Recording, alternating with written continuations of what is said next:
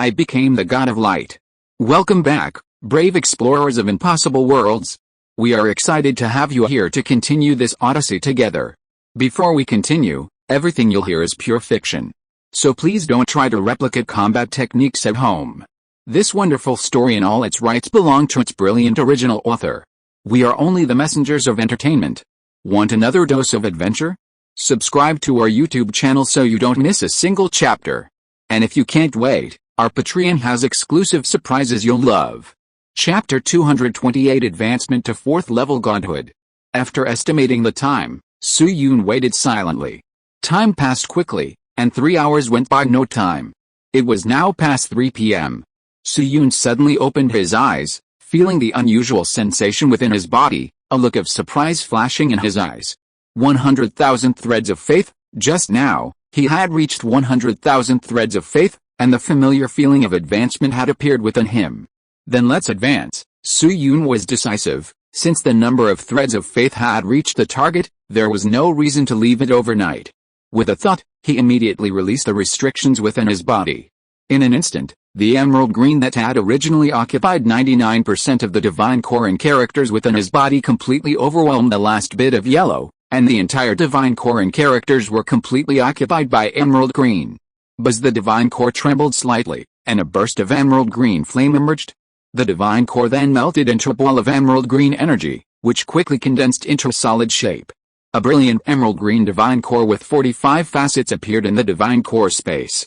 At the very moment of his advancement, a divine power many times stronger rapidly flowed into his divine body, quickly transforming it. Even his physical body underwent a more perfect change under the power leaking from his divine body. Success! Su-Yun felt his current strength and smiled slightly. It's increased by more than 10 times. I can easily crush my previous self now. This powerful feeling made him somewhat immersed in it. I really wonder how powerful the 5th level will be, Su-Yun muttered to himself. Although he hadn't made a move yet, he knew that with his current strength, a casual strike could unleash an attack with a range of several thousand meters, truly a terrifying improvement. Thinking about it, Su-Yun unconsciously thought of the god of thunder. That guy's strength should be even more terrifying. His base strength is probably more than 10 times mine. Even without the advantage of divine techniques, I'm really no match for him. He still had some reservations about the god of thunder. The thunder god's authority was absolutely top tier in terms of attack, far surpassing the authority-less corpses in the sea god's ruins. He was a formidable opponent. Forget it, I shouldn't think about it anymore. I shouldn't clash with that thunder god. Even if I do, I don't need to be afraid of him. If I can't win, I can still protect myself, Su-Yun pondered. The most important thing now is to obtain the divine artifact. If the Ark of the Covenant can become a divine artifact, then if I really face the Thunder God, my chances will be much greater. Thinking this, he closed his eyes and waited quietly for night to fall. Several more hours passed, and Su-Yun estimated it was around 7 or 8 o'clock. The sky was completely dark, and it was time to act. A flash of light appeared in his special ring, and a dark bead appeared in his right palm. A shadow artifact. He channeled divine power into it, and the shadow bead flashed with black light. A layer of dark shadow emerged from the bead and quickly enveloped him. As he was enveloped in shadow, a thought struck him. The shadow carrying him merged directly into the surrounding darkness, as if he had entered another dimension. Experiencing this feeling a second time, Su-Yun was still somewhat surprised and suddenly realized something. He leaned against a wall, wanting to see if he could pass through it. After a while, he frowned. After experimenting, he discovered that his current state was somewhat like a shadow. If he encountered small obstacles, like the fish in the sea, he could pass through them by clinging to them like a shadow. But with walls, just as a shadow cannot pass through a wall, he himself could not pass through either. Of course, if there was a gap, he could still pass through the wall. It felt as if his body had been transformed into a shadow. Su-Yun shook his head, not thinking further, and turned to head towards his destination. Avoiding light along the way, he rushed straight to the Church of St. Mary. Following the location of the basement he had seen earlier, he arrived at a room. This room had rows of bookshelves, piled high with books, filled with the aroma of books. There was a desk in the room, making it seem like a perfectly normal room. But Su-Yun knew it wasn't. There was a mechanism in the room. The entrance to the underground chamber was behind the bookshelf in front of him. Only by activating the mechanism could he enter. However, he wouldn't use a method that would leave a trace. Fortunately, he was currently in shadow form, so there was no need for such trouble. Thinking this, Su-Yun walked directly towards the bookshelf and squeezed through the small gap in the shelf, ignoring his size. A moment later, he emerged from the gap and arrived at a stone passageway. Su-Yun was about to continue walking when a sound came from the room behind the bookshelf. Huh? What's this? He paused, turning around in surprise to look at the bookshelf. His mental energy curiously spread over, and he saw two men in their 30s, dressed suspiciously like secret agents, searching for something in the bookshelf room.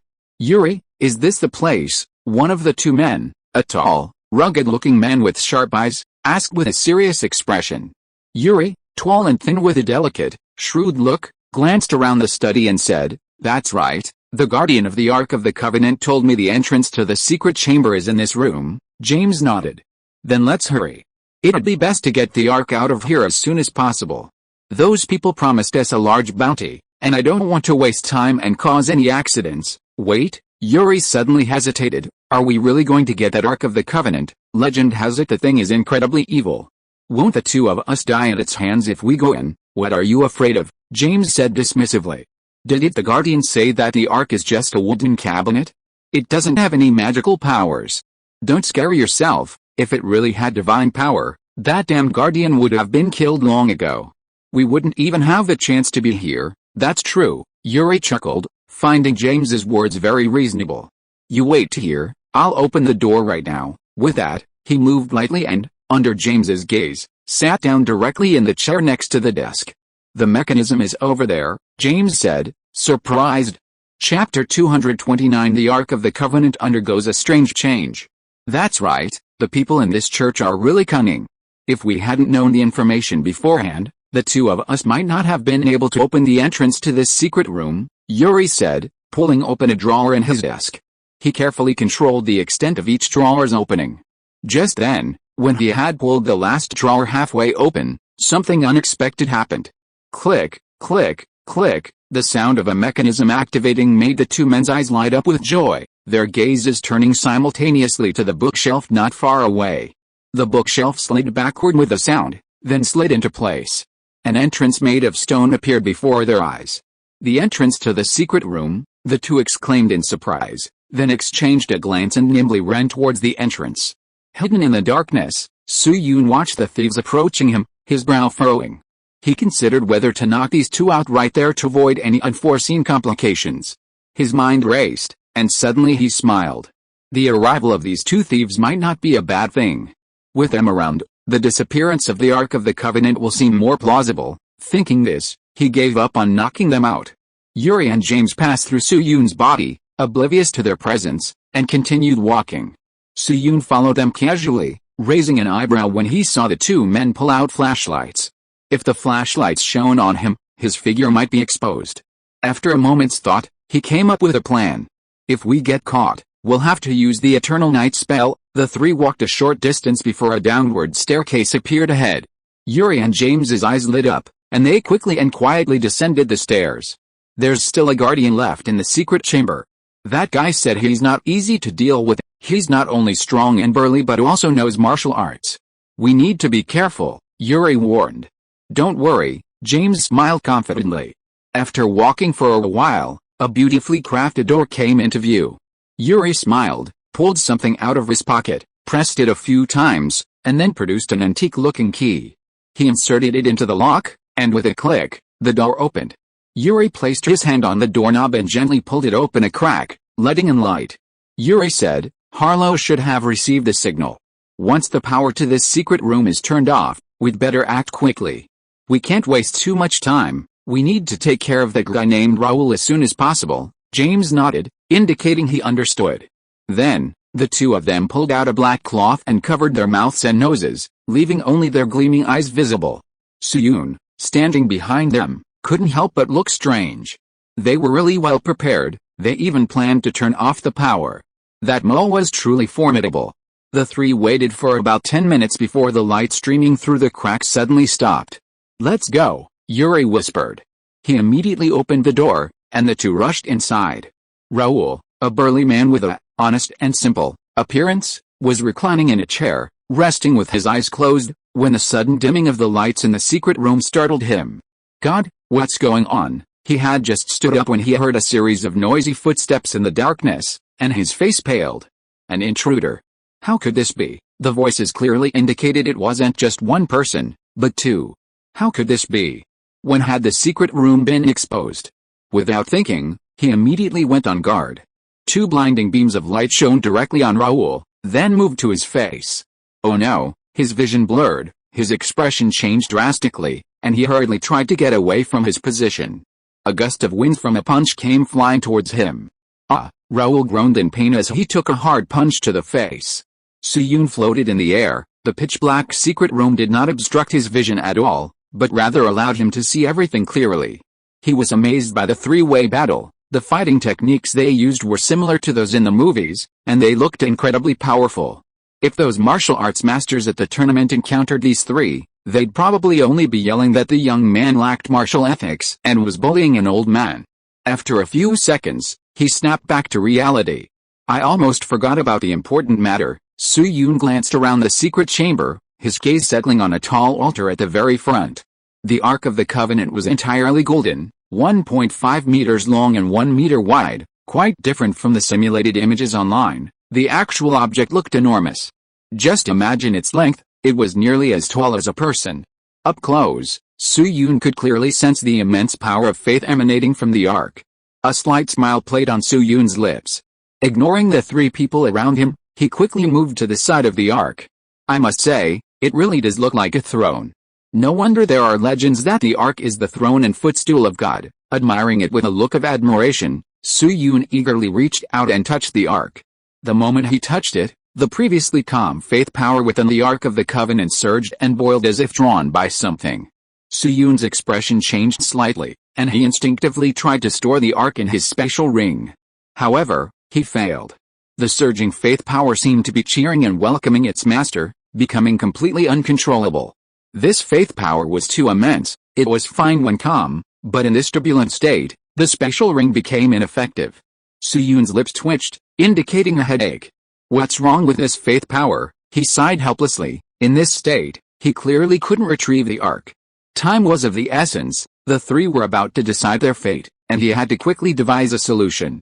After a few seconds, he gritted his teeth. Fine, I'll try this first. Suyun's expression was serious, his divine power surging and boiling within him. Cautiously, he only mobilized a small amount of his divine power.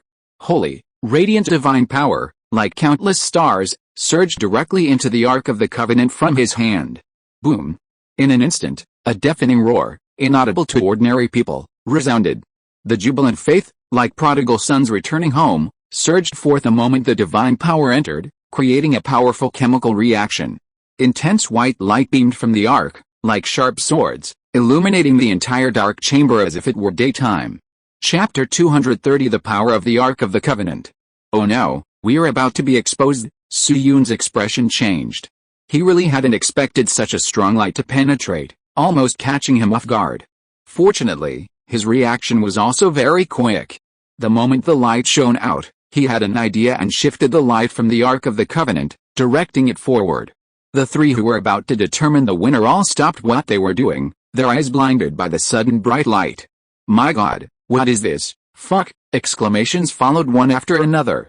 In the intense light, the three could only vaguely make out that the light seemed to be coming from the Ark of the Covenant. The Ark of the Covenant. Realizing this, the three's hearts skipped a beat, and their minds instantly became chaotic. Raoul was first stunned, then his face showed a mixture of fear and vague excitement. As for Yuri and James, their expressions changed drastically, their faces filled with terror. Seeing the Ark of the Covenant shining, they couldn't help but recall the legend of the Ark of the Covenant that they had learned before. Legend has it that anyone outside the Ark of the Covenant who approaches or touches it, except those approved by it, will be killed. Could it be? The two men's faces showed even greater terror. After controlling the direction of the light, Suyun breathed a slight sigh of relief, finally having time to observe the changes in the Ark. Upon closer observation, he sensed that the Ark seemed to undergo some change when divine power was injected into it, which was why it shone with unexpected light. However, the divine power input seemed a bit insufficient. resulting in only a slight change in the ark, namely, the light. Suyun didn't hesitate for long. Since the divine power wouldn't harm the ark, he continued to inject divine power into it without a word. With the infusion of divine power, the light emanating from the ark became more intense, but there still seemed to be no other changes. Frowning, he increased the divine power, and a surging torrent of light divine power flowed forth continuously. 1/10, 3/10, 6/10. When 9/10 of the divine power had been poured into his body, Suyun's expression finally changed. He could sense the immense power of faith within the Ark of the Covenant was currently transforming his divine power of light, but the amount was still far from enough to create a new transformation. Let's see how much you can consume. Suyun gritted his teeth, feeling his divine power nearing depletion. The next moment, he activated the small black sphere within his body. Instantly, the power of faith, which had accumulated over many days due to the time difference, surged forth like a flood. His divine core was almost instantly replenished, and Suyun poured in another half of his divine power. At that moment, with the injection of this half of his divine power, the Ark of the Covenant, which had been shining brightly, finally underwent a new change. A golden flame was born on the Ark, and the previously radiant white light transformed into a dazzling golden hue, as radiant as sunlight pouring from the horizon. This even more dazzling golden light successfully brought the three stunned individuals back to their senses. "James, run!" Yuri shouted frantically. He turned and tried to run towards the exit of the secret chamber. James reacted quickly as well. But the two had barely moved when Raoul, standing nearby, suddenly perked up and shouted, "Don't even think about running!" He pounced, catching the two men and holding them tightly, preventing their escape. "You madman, let us go!" Yuri yelled in panic. "Fuck!" James cursed, slapping Raoul hard. Raoul grunted, gritting his teeth and tightening his grip. No matter what happened to the Ark of the Covenant, these two had to stay, even if it meant facing divine punishment. His devout faith prevented him from easily letting go. Suyun naturally noticed the three's actions, but he ignored them, focusing all his attention on the Ark of the Covenant. He was surprised to find that after the golden flames appeared, the entire Ark of the Covenant began to subtly twist and melt, but it didn't completely deform, resembling a. As the change began, the Ark's demand for divine power not only didn't decrease, but actually increased significantly. Relying on the power of faith from the little black ball, Suyun poured all his divine power into the Ark of the Covenant. Even as a precaution, he took out the faith crystal from his special ring. With ample divine power, the Ark finally underwent a new transformation. The Ark itself, original in its hue, began to solidify and take shape. Its otherwise ordinary gold surface transformed, as if enhanced with a beauty filter, into dazzling, radiant gold. Exquisite and mysterious patterns gradually appeared on its surface. Even the two angels that were originally there became exquisite and lifelike, seemingly about to take flight at any moment, filling the entire object with a sense of dynamism. Suyun was astonished. Looking at the Ark now, it seemed to have transformed from a low-quality item into an epic, mythical artifact. Its dazzling, luxurious gold was so striking that if you were to place it on the street and tell people it was the sacred Ark of the Covenant, most would likely believe him. If before it might have seemed like an ordinary object, now it gave the immediate impression of a divine artifact concealing mysterious power. The moment the modification was complete, a clear connection emanated from the Ark of the Covenant, followed by a flood of information appearing in his mind, revealing its abilities. How is this possible? This kind of ability, the previously composed Suyun was shocked after quickly reviewing the information in his mind. The information revealed that the Ark possessed two abilities. No, or rather, the Ark was composed of two divine artifacts. The first ability was inherent to the Ark itself. It could convert energy into white, energy-rich food, which perfectly matched a legend. If that were all, Suyun would be incredibly disappointed, considering this ability useless. In ancient times, food might have been crucial, but in modern society, while some things might be scarce, food is readily available. With enough money, there's basically no problem with food shortages, a convenience brought by modern industry.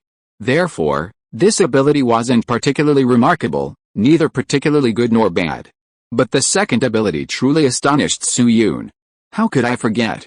No matter how many legends surround the Ark of the Covenant, it was ultimately just a cabinet for storing things. He had been focusing on the Ark itself, neglecting its most important element, the stone tablets inscribed with the 10 Commandments. Wasn't the original purpose of the Ark to house these 2 stone tablets?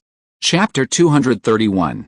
Based on importance, the 10 Commandments tablets, said to have been made by God himself, are certainly far more important than the Ark of the Covenant itself. No matter how many legends surround the Ark, it was still created by a mortal like Moses. But the 10 Commandments tablets, as the core, were not only made by God, but their power is also astonishing. Suyun thought about the power of the 10 Commandments tablets, a slight smile playing on his lips. Coming back to his senses, he looked at the 3 still struggling, and a thought arose in his mind to test it out. Those who approach the Ark of the Covenant without permission will be punished by lightning. A blank, emotionless voice resounded directly in the minds of the 3. What was that sound? Yuri and the others were startled. Just now, they seemed to have heard a hazy, indistinct voice in their minds, but upon reflection, it seemed like an illusion. However, before they could figure it out, 2 booming explosions rang out. Boom, boom. 2 golden bolts of lightning suddenly appeared out of nowhere from the void, striking Yuri and James at incredible speed. Ah, ah, 2 piercing screams escaped Yuri and James's lips. Raoul stared in horror at the golden lightning, brighter than gold itself, crackling and coiling around the 2 men with terrifying force. A jolt of numbness shot through him as he gripped them, followed by excruciating pain. He quickly released his grip, thus avoiding being punished along with him. However, this was only because the 2 bolts of lightning were primarily aimed at Yuri and James, otherwise, he would have suffered the same fate. A miracle! Incoherent exclamations escaped his lips as he knelt on the ground, repeatedly kowtowing. Suyun, watching the 2 bolts of lightning appear out of nowhere, felt a surge of astonishment. In that instant, a small amount of divine power stored within the Ark of the Covenant had been depleted, yet, according to his words, 2 golden bolts of lightning had been created to punish the 2 men. They shouldn't be dead, right? He looked at the 2 lying on the ground with pity. As the guinea pigs for the experiment, although he had just punished the 2 thieves with golden lightning, he hadn't intended to kill them outright, thinking they'd just lie there for 10 days or so. Perhaps influenced by his thinking, the 2 bolts of lightning weren't very powerful, and the 2 men below still had the strength to scream. It's time to go. Suyun shook his head. Since the preliminary experiment was complete, there was no need to stay any longer. With a thought, the Ark of the Covenant burst forth with a blinding light, and then he tried to store the divine artifact, the Ark of the Covenant, into his special ring. Success. The special ring flashed, and the divine artifact, the Ark of the Covenant, disappeared from the altar. As the golden light slowly dissipated, Suyun smiled slightly and took the opportunity to quickly slip out of the secret chamber. Inside the original secret chamber, only the sound of banging heads and the weak groans of 2 rough men remained.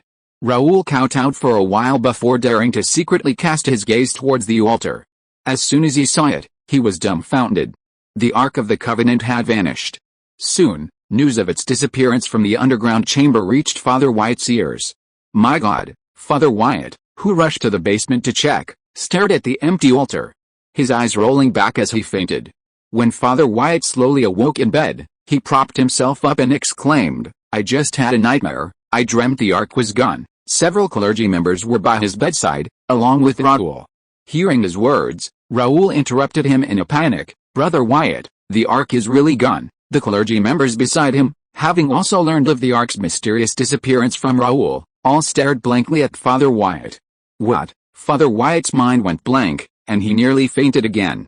After understanding the details of what had happened, he was filled with disbelief. Where are those 2 people? He asked. Following the other clergy, Father Wyatt entered a room and saw 2 men lying unconscious on the floor. He was astonished to see that their bodies were covered in wounds from lightning strikes, as if they had truly been struck by lightning. But how could this be? The chamber was so sealed, there was absolutely no way lightning could have appeared there. And what Raoul had said about the Ark of the Covenant emitting a golden light. Just as Raoul said, the Ark of the Covenant has manifested, Wyatt murmured in shock. The Ark of the Covenant, which he had initially thought was just an ordinary wooden cabinet, was actually a divine artifact. At this moment, he was filled with regret. Even a saint has appeared. The Ark of the Covenant is a divine artifact, so it's perfectly normal that it didn't disappear. If he had known earlier, he should have sent more people to guard it. He was dazed, his heart filled with despair, muttering, why did the Ark disappear? Has the Lord abandoned us? It's because we didn't safeguard it properly. allowing 2 sinners to approach it, displeasing the ark, which then left on its own. Hearing Father Wyatt's murmurs, the other clergy also felt a wave of despair. After an unknown amount of time, one of the young clergy members, as if remembering something, said absent-mindedly, "I remember the last words the saint said before he left." Wyatt and the others were startled, instinctively beginning to recall. The saint's mysterious voice seemed to resonate in everyone's ears once more. The Ark of the Covenant belongs to the throne of God. When that tyrant is about to appear in the world, the Ark will, guided by fate, return to where it belongs. These words were like a bolt from the blue, instantly waking everyone present. A series of swallowing sounds echoed. The Lord is about to appear in the world," Wyatt exclaimed in surprise. The Ark of the Covenant had returned to where it belonged, none other than the Lord's side. Legend says that when the Lord is about to appear in the world, the Ark of the Covenant will appear first, foreshadowing the Lord's arrival. A look of shock appeared on everyone's faces, their minds went blank. If this was truly the case, then the saint's words explain why the Ark of the Covenant had mysteriously disappeared. Did it mean it wasn't their fault, but rather a sign that the Lord was about to descend? "This must be told to the Pope as soon as possible," Wyatt shouted, his face flushed and his breathing rapid. As the one true God, representing the all-knowing and all-powerful Lord, the news of his coming would definitely cause a global uproar. Suyun had no idea that his casual remark would cause such a commotion. At this moment, he was flying in the dark night sky, preparing to find a secluded place to continue experimenting with the Ark of the Covenant's abilities. If you are listening to this novel on a channel other than Fanfic World, it means it was downloaded and re-uploaded without effort. We warmly invite you to visit our channel, Fanfic World. There you will find the original version of this story and many other novels of various genres. We look forward to seeing you dive into a world of incredible novels. Chapter 232 The Test of the Ark of the Covenant. At a speed of level 4, Suyun flew for only 20 minutes before returning to the coast. Standing 100 meters in the air, he looked down. In the pitch-black night, the sea was unlike anything he had seen before. It was dark and gaping, like a gaping maw ready to devour anyone. Suyun pondered for a moment, then with a wave of his hand, he retrieved the Ark of the Covenant from his special ring. The golden Ark of the Covenant instantly appeared in the air. As soon as he took it out, he noticed something unusual. When the Ark of the Covenant was transformed into a divine artifact, his divine power only acted as a catalyst. The main driving force was the faith power within the Ark. But now, the faith power within the Ark, which had been completely depleted, had somehow recovered some of its original amount. Surprised, he quickly examined it. He saw several enormous streams of faith power inexplicably arriving within the Ark, rapidly replenishing it. Where did this faith power come from? Suyun wondered, somewhat bewildered. After a while, the faith power in the void stopped flowing in, but the faith power within the Ark had already recovered to 1/3 of its initial level. He felt the power of faith still surging within him, but it wasn't as immense anymore. It had returned to normal levels. He thought carefully for a moment, and quickly guessed a possibility. Could that power of faith be provided by other Arks of the Covenant? Suyun murmured to himself. Over such a long period of history, there must have been a few counterfeit Arks, each diluting the power of faith from the genuine one. Now that the Ark in his hand had become a divine artifact, the others naturally became worthless. Only one true Ark could exist. Having figured out the reason, Suyun felt a sense of clarity. Never mind, let's test the Ark first. Coming back to his senses, he refocused his attention on the Ark. A thought struck Suyun, and the Ark, which had been floating in the air, suddenly burst forth with a strong golden light. Then its size began to shrink. In a short while, a tiny, toy-like Ark, about 3 inches in size, appeared in his palm. He easily grasped the shrunken Ark. This is much more convenient. After saying this, Suyun held up the small Ark of the Covenant and solemnly declared, "Water is forbidden here." The small Ark of the Covenant burst forth with a golden light. Instantly, an astonishing phenomenon appeared. The sound of crashing waves arose, and the seawater beneath Suyun's feet began to recede. It was as if water flowed downhill, seemingly a natural law. The entire scene felt completely natural, as if the seawater had voluntarily receded. Suyun observed the area and found that within a radius of several thousand meters, all the seawater had left, revealing the beach below. Crabs and fish looked bewildered, struggling and splashing around. Suyun pondered, is the effect of the Ark of the Covenant proportional to my strength? This radius of several thousand meters should be similar to when he made his move. That means that once I reach level 5, the Ark of the Covenant can affect an astonishing range of tens of thousands of meters, he thought in amazement. While he was marveling at this, the seawater receded completely within a radius of several thousand meters due to him, creating such a large commotion that it naturally attracted people's attention. People playing on the beach were dumbfounded, their vision stretching to the sand and seabed, completely stunned. What's going on? Oh, has God intervened? Oh my God. The foreigners covered their mouths, their eyes nearly popping out of their sockets. Completely oblivious to the absurdity of his vision, Su-Yun was experimenting with a new phrase. A mysterious, melodious voice echoed softly. I say, here, night and day will be reversed. As soon as he finished speaking, within a radius of several kilometers, the night rapidly receded, and white light filled the area, as if night had passed and dawn had broken. The people on the beach were utterly dumbfounded. In broad daylight, men and women quickly dressed, occasionally screaming and exclaiming, "Are we dreaming? It's dawn, what the hell?" People simply couldn't believe what they were seeing. The sea receding was bad enough, but the night had suddenly turned into day. It was like a dream. Su-Yun observed the brightly lit beach and the clearly visible marine life beneath. This effect, he stared at the small Ark of the Covenant, astonished by its power. Su-Yunxing raised his head, ready to speak. I said, time cannot flow here. He stopped abruptly. A chill ran down his spine. He sensed danger acutely, or perhaps the Ark's spirit was warning him against such an action. Su-Yunxing frowned, stopping his words. Not strong enough. He sensed that it wasn't the Ark's inability, but rather his own weakness. His divine power couldn't sustain the drain on time. If he had actually spoken those words, there would have been only two outcomes. One was that he would be drained dry, the other was that time would stop for a very short time, ending when his divine power was exhausted. The first two attempts went smoothly, but when it came to the time limit, it failed, Su-Yun mused. It seems the divine power consumed varies depending on the difficulty of the requirement. Something like time clearly involves a taboo, and with my current strength, it's a bit of a stretch. Of course, he could also choose to consume the faith power within the Ark of the Covenant. If that were the case, he might actually be able to stop time. However, consuming the faith power within the Ark of the Covenant for an experiment would be a completely counterproductive act. After this series of tests, he had basically figured out the Ark of the Covenant's abilities. The Ark of the Covenant's abilities are somewhat like a great prophecy, capable of doing many incredible things within a certain range, but it also has some limitations. Besides only being able to hold 10 rules, the divine power consumed is also a problem. Su-Yun felt the divine power consumed by the Ark of the Covenant. These two rules have already consumed nearly 10% of his divine power.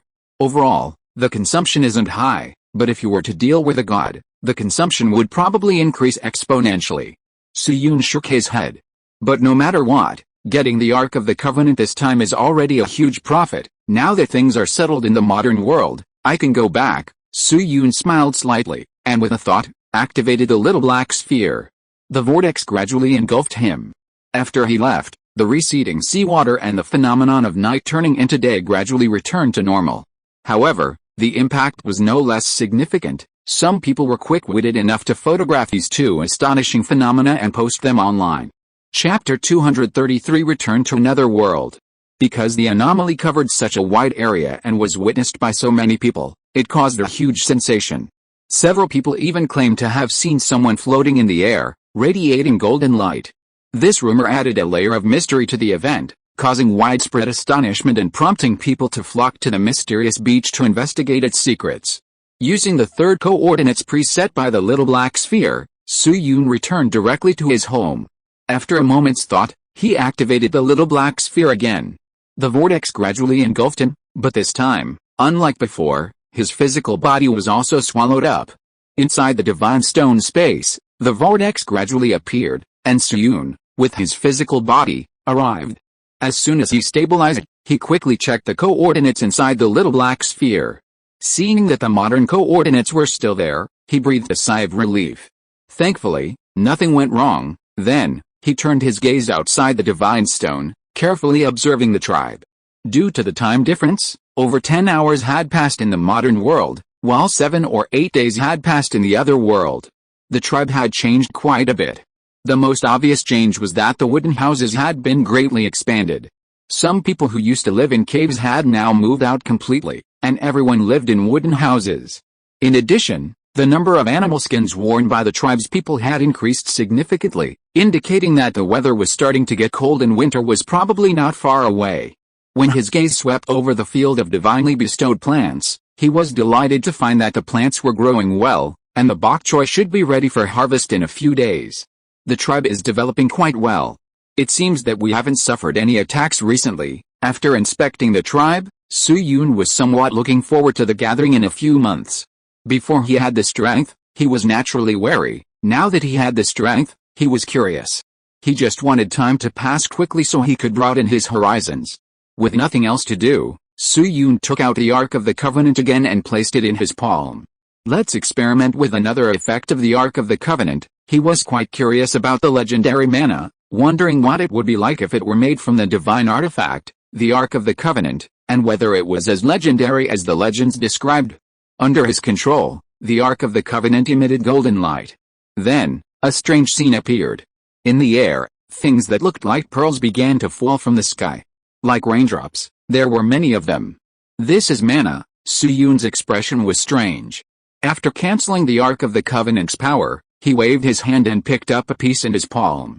He squeezed it. The texture felt a bit hard. Out of curiosity, he put it in his mouth and tasted it. It tasted somewhat like a cake made of flour, with a slightly sweet flavor. Overall, it was rather bland. The taste made Su-Yun frown, but the effect was somewhat beyond his expectations. After eating one of these things, he found that his divine power had actually recovered somewhat.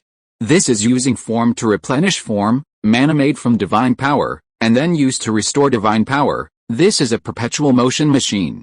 Su-Yun's expression was very strange.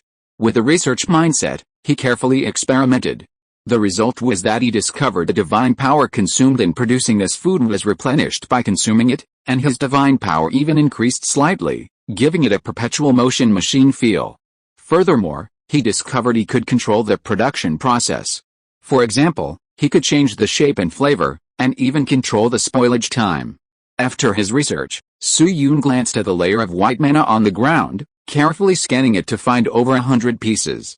Shaking his head, he swept them out of the divine stone space like trash and threw them outside. Outside. Some Yanhuang tribesmen near the divine stone altar were chatting idly when they were stunned to find a snow-white hill appearing next to the divine stone. Immediately, all the tribesmen who saw this were shocked. What is that white thing? How did it get to the divine stone? Oh no, quickly go and call the priest. They dared not be careless about the divine stone, and these men immediately ran to find the priest to deal with it. A short while later, the old priest was led there by several men. He was also surprised to see the small, round objects. Seeing the priest and the other strange expressions, Su-Yun realized he had forgotten to remind them. He quickly used the thread of faith to tell the priest that these were a gift of food. The old priest's tense expression eased, then replaced by one of delight. He called to the burly men beside him, "Quick, those are divine gifts. Go find the porcelain jars." The men were startled and hurriedly ran to fetch the jars.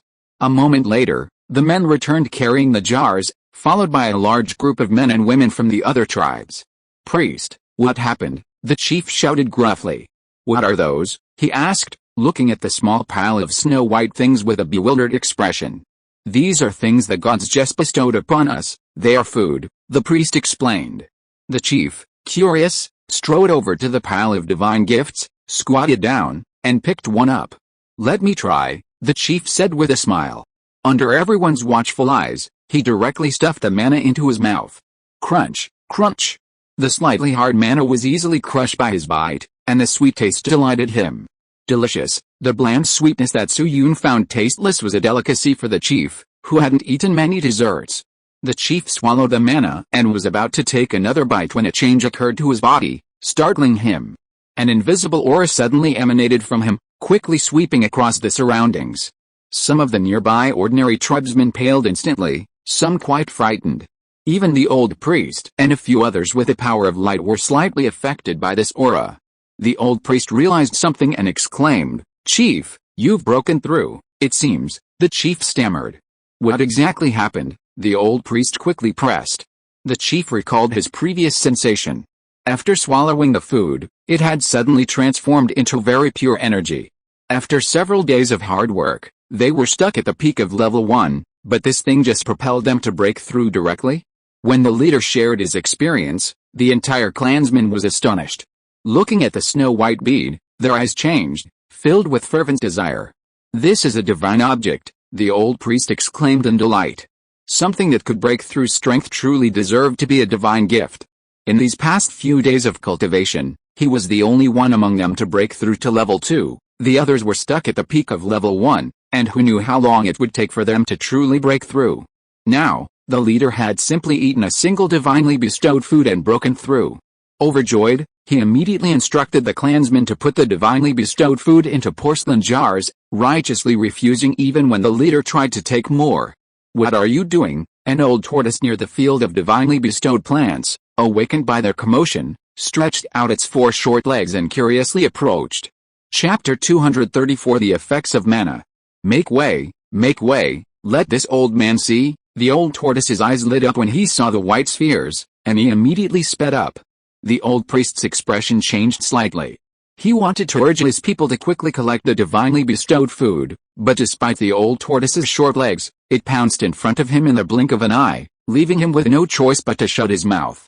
These past few days, he had had enough of this self-proclaimed old tortoise. This guy acted entirely on his whims and frequently caused trouble. If it weren't for the fact that this guy's strength had already reached the peak of level 3, he would definitely have chosen to fight this old tortoise one-on-one. "These are food bestowed by the gods, don't touch them," the old priest warned. Sure enough, the great god was the only way to deal with this guy. As soon as he finished speaking, the old tortoise hesitated, his movement stopping abruptly, clearly out of respect for the god.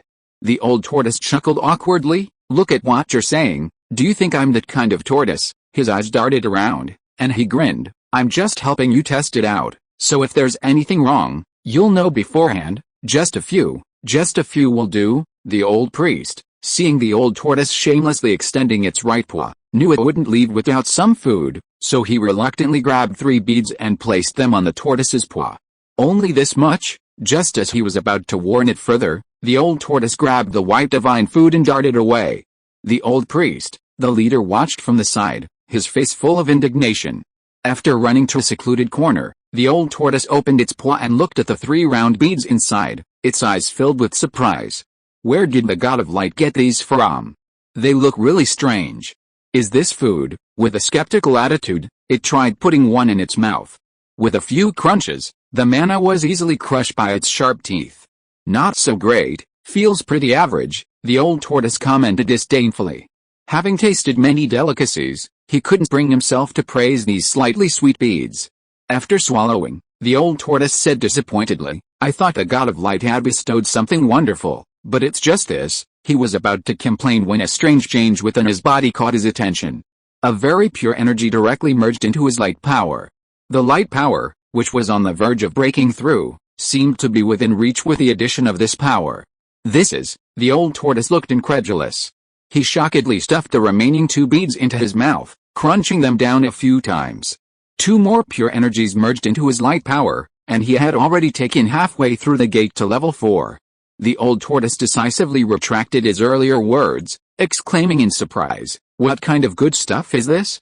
Where did the god of light come from, and why did he bestow it upon believers so easily?" The god of light was already mysterious to him, constantly producing wonderful things, and this newly appeared white bead food made him even more enigmatic in his eyes. Those 3 white beads, although each possessing little energy, were extremely pure, and in his opinion, even easier to absorb than faith crystals. Faith crystals, after all, were items exclusively for gods, for mortals like them. Absorbing them was incredibly inefficient. But this white thing was different, he had just absorbed its energy very easily. After thinking this, the old tortoise turned his gaze towards the old priest, his eyes suddenly burning with fervor. His eyes darted around. "No way, I'll have to go and extort some more sometime. Such a treasure is meant for me, the tortoise grandpa, to enjoy." He chuckled, drool dripping from his mouth, looking like a lovesick fool. After smacking his lips a few times, he quickly began cultivating. Normally, levels 5 and below posed virtually no bottleneck for him. After only half an hour of cultivation, With a boom, an invisible aura surged forth from his body. Some nearby Yanhuang tribesmen stared in astonishment at the old tortoise's breakthrough. Ha ha ha! The old tortoise opened his eyes in delight and laughed loudly. I've finally broken through to level 4. The old tortoise laughed for a while, and when he came to his senses, seeing the old priest and others watching in surprise nearby, a glint flashed in his eyes. He hurriedly and shamelessly ran to the old priest's side. Old man, let's make a deal. Give me some more of those little white things, he said, his eyes darting around. Look, I'm already level 4. If you give me all of them, I'm sure I can break through to level 5. That way, the tribe will be safe immediately. Level 5, the old priest and the others' eyes widened, their hearts filled with astonishment. However, after realizing what was happening, the old priest waved his hands repeatedly. No, those things were given to us by the gods. It's impossible for you to take them all unless you have the gods' permission. That's right, the leader and the other men nodded in agreement. The old tortoise's eyes widened, then deflated like a balloon, and he said weakly, not all of them, but some. Right, he wasn't sure that the god of light, that freak, would agree to his request, and he didn't dare to ask. The old priest hesitated for a moment before reluctantly nodding. I can give you some, but it depends on how it's distributed. Old man, you said it. The old tortoise's eyes lit up, and he said excitedly, then I'll wait for your good news. After saying that, he ran off in a flash, kicking up a cloud of dust. Cough cough cough, this guy. The old priest and the others were speechless, cursing the old tortoise in their hearts. After achieving his goal and leaving, the old tortoise hid alone in a corner, happily continuing his cultivation. While cultivating, he chuckled, almost there. I'll be at level 5 soon, then I'll be on par with the god of light. Although he still wouldn't be as powerful as that freakish god of light, his confidence would be much stronger, and he might even be able to stand shoulder to shoulder with him. He looked forward to seeing the god of light's surprised expression when he reached level 5, just thinking about it excited him. While he was pondering the god of light's expression, he was unaware that Su Yun was also observing him. Su Yun said in surprise, level 4 already? It really is a level 5 beast, its recovery is incredibly fast. And the mana's effect is amazing, he asked, somewhat astonished. However, after a moment's thought, he basically understood. He had almost forgotten that the mana was made with his divine power. Even he, after consuming it, could recover his depleted divine power. It was understandable that the light power within a believer's body could be enhanced. Having finished thinking, Su Yun shifted his attention elsewhere. He smiled slightly. Since I have nothing else to do, I might as well give the believers a lesson on the formation of the world. Just as he was thinking this, a few kilometers away from the tribe, Mao and some of his people were engaged in a fierce battle. Mao, panting heavily, stared hatefully at a huge, dark-colored wild boar in front of him. At the scene, 2 young men lay charred black not far away, each with several bloody holes in their chests, blood gushing out, clearly pierced by the wild boar's tusks. Sadly, both had stopped breathing, indicating they had been dead for some time. Roar, the tall black boar roared, and a huge ball of red flame erupted from its mouth. The air around the boar's snout distorted slightly from the intense heat, demonstrating its formidable power. Seeing the flame in the boar's mouth, Mao knew something was wrong. After a second's hesitation, he shouted resolutely, "You guys go. I'll hold it off, brother Mao." The men looked bewildered. Seeing the boar's flames about to erupt, Mao roared again, "Run!" With that, he thrust his spear at the boar, the spear imbued with the power of light successfully drawing the boar's wrath. A pillar of intense heat, as thick as a head, shot straight at the spear with incredible speed. Due to the close proximity, the spear was caught off guard, and his right arm was grazed by the flames. HMPH, he groaned. The crimson flames shattered the light energy shield on his arm, and in a short while, a large patch of his bronze-colored, muscular right arm was charred black, and excruciating pain shot through him. "Brother Spear," several men cried out in alarm upon seeing this. Having withstood the fiery attack, the spear, seeing these men still there, roared, "You'll only be a burden if you stay here. Get out of here." A young man wiped away his tears, gritting his teeth as he tried to say something. A middle-aged man beside him, seeing this, sadly pulled the young man back, shouting, "Go, Uncle Yan, we..." The young man tried to say something. But before he could finish, another middle-aged man forcibly pulled him back. Why is Brother Spear dying?" the young man said angrily and bewildered. "So you're staying to drag him down?" the middle-aged man roared. The young man fell silent. They all knew that staying would only hinder Mao, but if they didn't stay, Mao was no match for the wild boar beast and might die there. They were conflicted, but in the end, the middle-aged men were the most rational and dragged the young man away. Mao dodged the attacks while glancing at the others who were retreating, and he breathed a sigh of relief. "It's good they're gone, it's good they're gone," he murmured to himself. He knew the wild boar was powerful, and this time it was probably a bad situation. Letting the others leave was just so he could die alone, which was better than others dying with him. Suyun was thinking when he suddenly noticed something, and his expression changed slightly. He noticed that when he returned to the other world, there were only about 600 connected threads of faith, but 2 of them had suddenly become abnormal. The faith threads of his people were mostly thick, but these 2 had become even more transparent than the thinner ones, as if they could break at any moment. This abnormal change immediately caught his attention. What's going on? What happened to these 2 tribesmen? His face was grim. Although acquiring faith threads was easy for him after the advent of modern times, it didn't mean his tribesmen were unimportant. On the contrary, unlike the real world, the other world was, in his eyes, a foundation. There were some things that the real world couldn't give him. Ultimately, the other world was the world that resonated with the gods. So, sensing the abnormality of these 2 faith threads, his expression immediately changed. Without much thought, he quickly focused his attention on the faith threads. Then, he heard the desperate prayers of several believers, as if they had encountered some crisis. "Who is it?" Suyun's eyes turned cold, and he directly drew his consciousness to one of the praying tribesmen. "These are the faith threads of the spear." With a question in his mind, a part of his consciousness instantly shifted to another location. As soon as he moved there, he heard roars in his ears. Suyun looked closely and saw a huge wild boar, covered in blood, roaring and attacking. Besides that, he also noticed something else. 2 clansmen lay lifeless on the ground, seemingly dead, their breath gone. He was puzzled. How could these 2, already dead, still have threads of faith connecting them? Although these 2 threads of faith were completely transparent, appearing as if they could break at any moment, their existence was undeniably strange. Based on past experience, the threads of faith should have broken immediately after a clansman's death. Just as he was thinking this, an unexpected situation suddenly occurred on his body. 2 inexplicable things appeared near his divine body. They were 2 transparent, blurry entities, seemingly devoid of consciousness, as if a gust of wind would disperse them. "These are souls," Suyun said, somewhat surprised. This was only the second time he had seen souls. The first time was when he first arrived in this other world, when his clansmen sacrificed a person alive, and he only then noticed the existence of souls. Speaking of which, he had even absorbed that person's soul. Apart from this exception, he usually couldn't see the souls of dying beings. He didn't know if they silently dissipated, were taken to reincarnation by the rules of heaven and earth, or perhaps even went to the so-called underworld. But this time, the souls he usually couldn't see not only appeared but also inexplicably appeared beside him. Before he could examine the scene closely, the situation made him frown and his attention returned. Spear was almost at his limit. He was panting heavily, his right hand gripping the stone spear imbued with white light.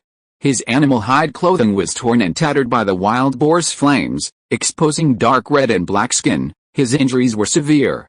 His right arm, in particular, was bleeding profusely with every movement. Seeing this, a cold glint flashed in Suyun's eyes, and he sensed the wild boar's aura.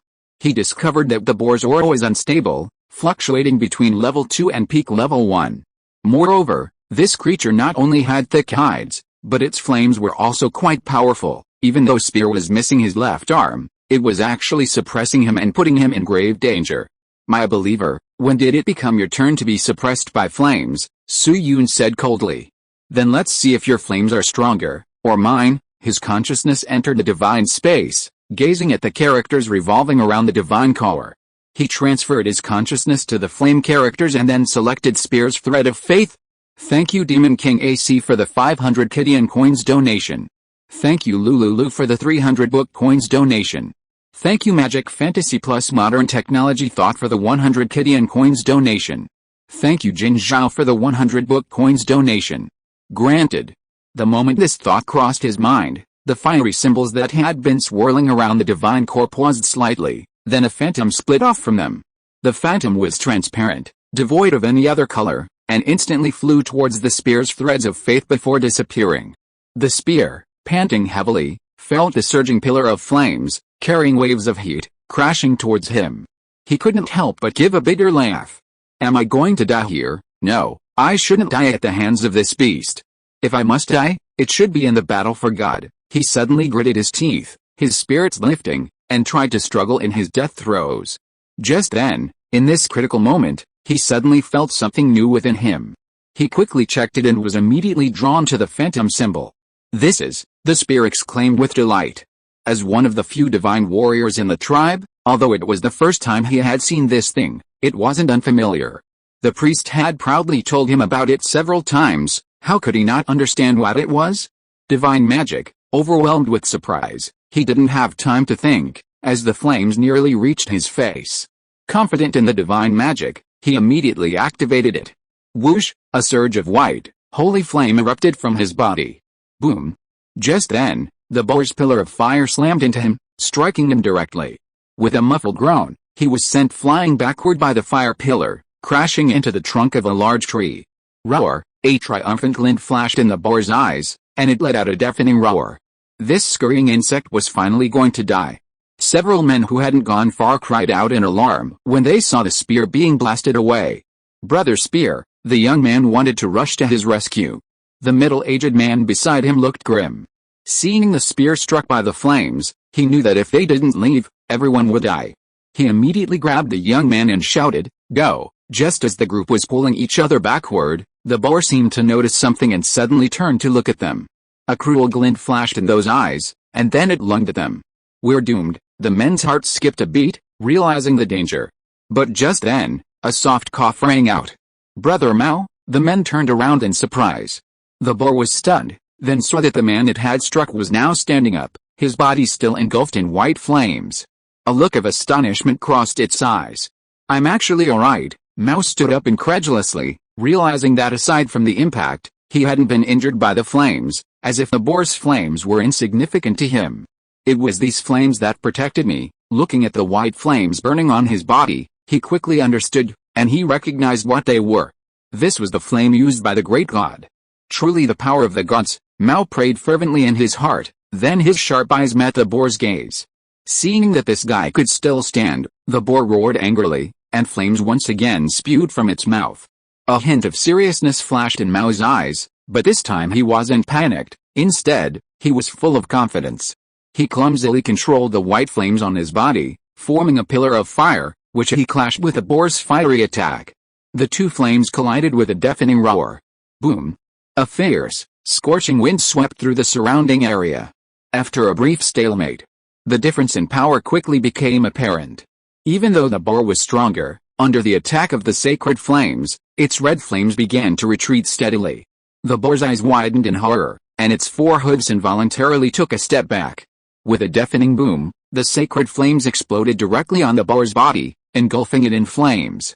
It let out a shrill squeal, its dark fur instantly roasted, its flesh torn and charred, releasing a rich aroma. Mao is amazing. That flame. Several men in the distance stared in shock at the white flames, some even recognized what they were. Divine flame, the middle-aged man exclaimed, his eyes filled with excitement and envy.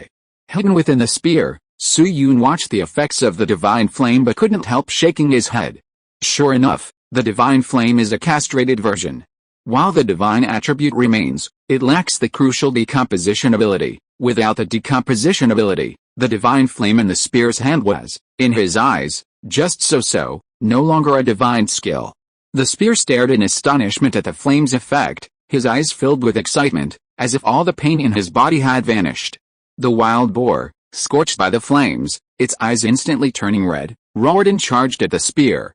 The spear remained calm, instantly unleashing another white flame. The wild boar howled in agony. Relying on the instantaneous nature of divine magic and his increasing mastery of the divine flame, this wild boar was no match for the spear. In the end, it even tried to escape, but the spear managed to stop it. Boom! The wild boar's fragrant body crashed to the ground, barely breathing, appearing on the verge of death. Mao cautiously stepped forward and, with his spear imbued with light, delivered a final blow to the boar's head. In its last struggle, the boar succumbed to its wounds. Brother Mao? Several people in the distance rushed over in surprise. Turning to see them, Mao, panting heavily, smiled, then suddenly staggered, his body unsteady. Fortunately, he used his stone spear to support himself, otherwise he might have collapsed to the ground. Brother Mao, the young man exclaimed in alarm, quickly supporting him. I'm alright, I can manage. Cold sweat beaded on Mao's forehead as he gritted his teeth. You guys carry King Guiyang and the others, and this beast, we're going back, okay, the group hurriedly responded, quickly lifting the bodies of the two tribesmen and the boar. After gathering everything, they hurried towards the tribe. Along the way, they looked at Mao's injuries with worry on their faces. We need to get the priest to treat Mao quickly. We don't know how much longer he can hold on with his injuries, the middle-aged man thought worriedly. Hiding in the shadows, Su Yun carefully observed the injuries. A third of Mao's skin was charred and cracked, with streaks of blood and semen seeping out, looking horribly terrifying. Luckily, the old priest bestowed a healing spell beforehand. Such extensive burns are troublesome even in modern times. One wrong move and he could die from infection. He shook his head and began to ponder the issue of divine magic. Chapter 237 The Problem of the Believer's Soul. Judging from today's situation, the tribe hasn't had time to create their own fighting styles, and they lack divine magic, which makes them weaker than these beasts.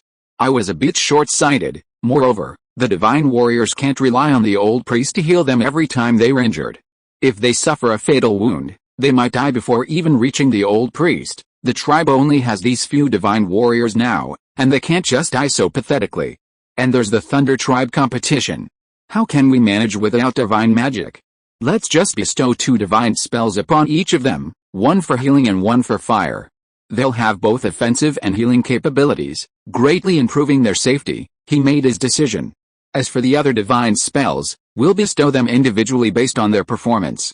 Competition will motivate them. After thinking it over, Su Yun smiled slightly, then found the threads of the 7 divine warriors and quickly bestowed 2 characters upon them.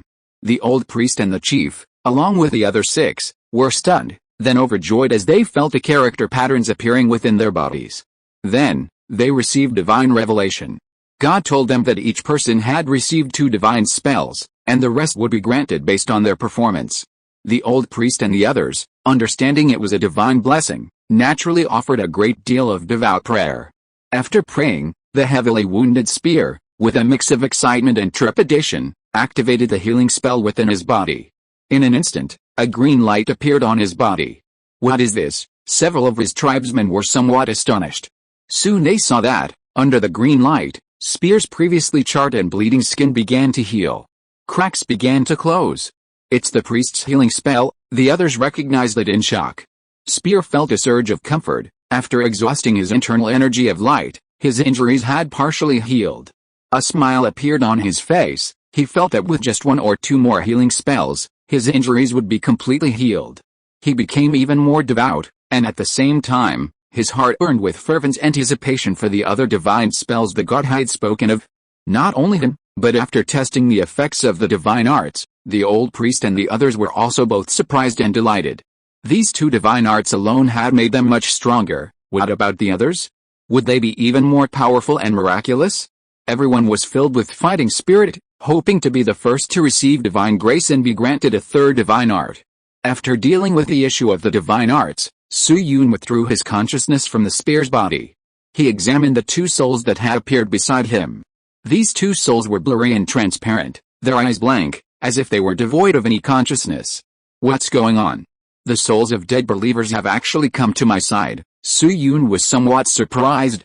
Soon, with his extraordinary imagination, he deduced something. This should be a characteristic of the gods, and a characteristic that only appears after advancement, he pondered. I just don't know if this ability appears at level 3 or level 4, since no one in the tribe had died at level 3, he couldn't figure out whether it was at level 3 or level 4. Wait, he suddenly noticed something. If that's how I see it, I also have many believers in the real world, so why didn't this happen then? He was full of doubt, his mind racing. He immediately ruled out the possibility of a certain level of faith. Even if most faith reads in the real world were shallow, there would always be some anomalies given the sheer number of believers. Since it's not a matter of faith, Su Yun's eyes narrowed, and he quickly noticed a problem. I've been in the real world for so long, And I haven't seen a single soul, even when I saved that kid named Tom not long ago, I didn't see a soul." He narrowed his eyes slightly. "Or is it that the real world simply doesn't have the conditions for souls to exist? If there really were no souls, then that would explain why the souls of believers in the real world didn't come to him after they died. But if there are no souls, then that doesn't make sense either." Su-Yun frowned. Soon, a guess came to him. Could it be that something was missing in the real world, causing people to not have souls after death, but to exist in another state instead? For example, some kind of wave. After thinking for a long time, Su-Yun shook his head and didn't continue thinking about it. These things can be verified later. The most important thing now is how to deal with these two souls. Keeping these two souls around isn't a long-term solution, and with more and more believers dying, the number of souls will inevitably increase. He can't possibly carry them around forever, can he? I really want to know how other gods deal with this problem, Su-Yun thought helplessly. Thinking of this, his expression suddenly changed slightly, as if he had thought of something. The methods other gods used, could it be? Su-Yun recalled the feeling when he first arrived in the other world and devoured that soul. Now, thinking carefully, the feeling at that time was clearly a slight increase in his divine status, but the subsequent increase in the threads of faith made him overlook this. Thinking of souls, he suddenly thought of the soul tree, the fruit born from souls, which had the effect of increasing divine status. The feeling between the two seemed very similar. Absorbing souls can also have the same effect as the soul fruit, Su-Yun muttered to himself. He deduced from the side that a certain substance in the soul was a necessity for increasing divine status. However, thinking of the mixed memories when absorbing souls, he felt something was amiss. He sensed that absorbing a few souls wouldn't be a problem, but if the number increased, the memory issues would become extremely serious later on, potentially even causing the god to suffer a mental breakdown and turn into an evil god. Perhaps the souls of believers would be different, without those side effects, Su-Yun thought, his imagination running wild. After a while, he sighed. Forget it, why think so much? I don't know if other gods absorb them, but I don't need them. This little bit of improvement, at the rate I acquire faith threads, will eventually be overwritten. Perhaps it would be useful for those gods whose kin are saturated and have little room for improvement, but for me, it's like that soul fruit, a useless thing I haven't even used yet. Moreover, the faith threads of these two souls are still there, which means leaving them here will have the same effect, but Su-Yun suddenly noticed something. He discovered that the souls of these two were dissipating at a very slow rate. As if left unattended, they would eventually be completely destroyed. Moreover, the dissipating soul energy was actually being absorbed by the divine stone space. Chapter 238 Creating Divine Artifacts. Su-Yun sensed that the divine stone space had undergone some subtle changes after absorbing that small amount of soul power. However, the amount was so small that the actual changes were negligible and imperceptible to the naked eye. Nevertheless, as the master of the divine stone space, and with the divine stone itself considered his companion artifact, he still noticed something. The space is growing, Su-Yun said, somewhat surprised. He felt that the soul energy absorbed by the divine stone space had indeed grown slightly.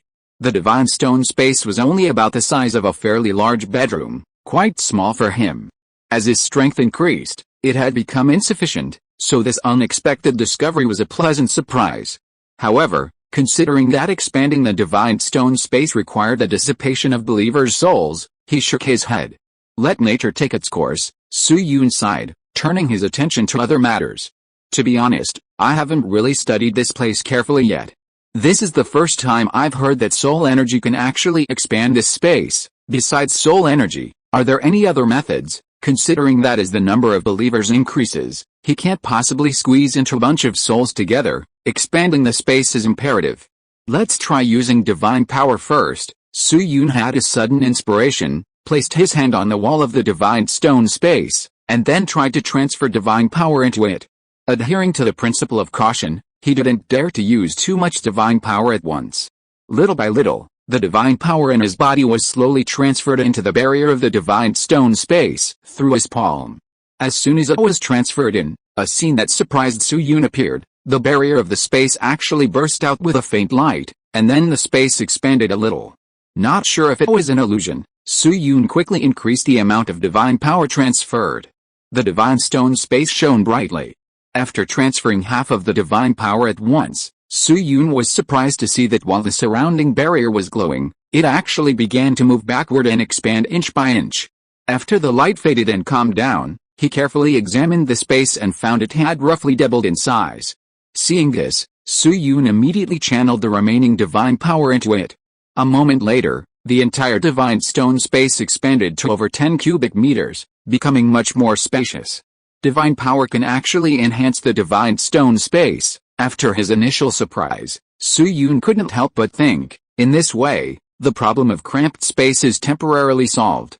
The only drawback is that it consumes some divine power. However, if his strength increases later, with the passive growth provided by those souls, the space issue won't be a major concern. After finishing all this, Su-Yun turned to look at the two bewildered souls and suddenly thought of something.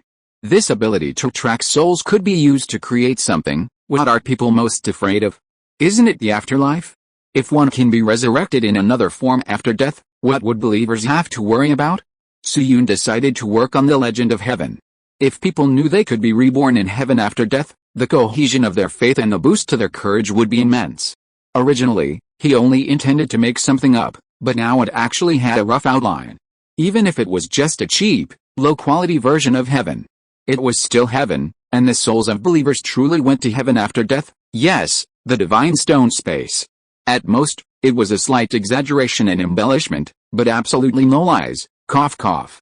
Speaking of which, we also need to prepare for the creation of that Genesis artifact. Su-Yun suddenly waved his hand, and an irregularly shaped orange-yellow gem appeared in his hand. A soul gem.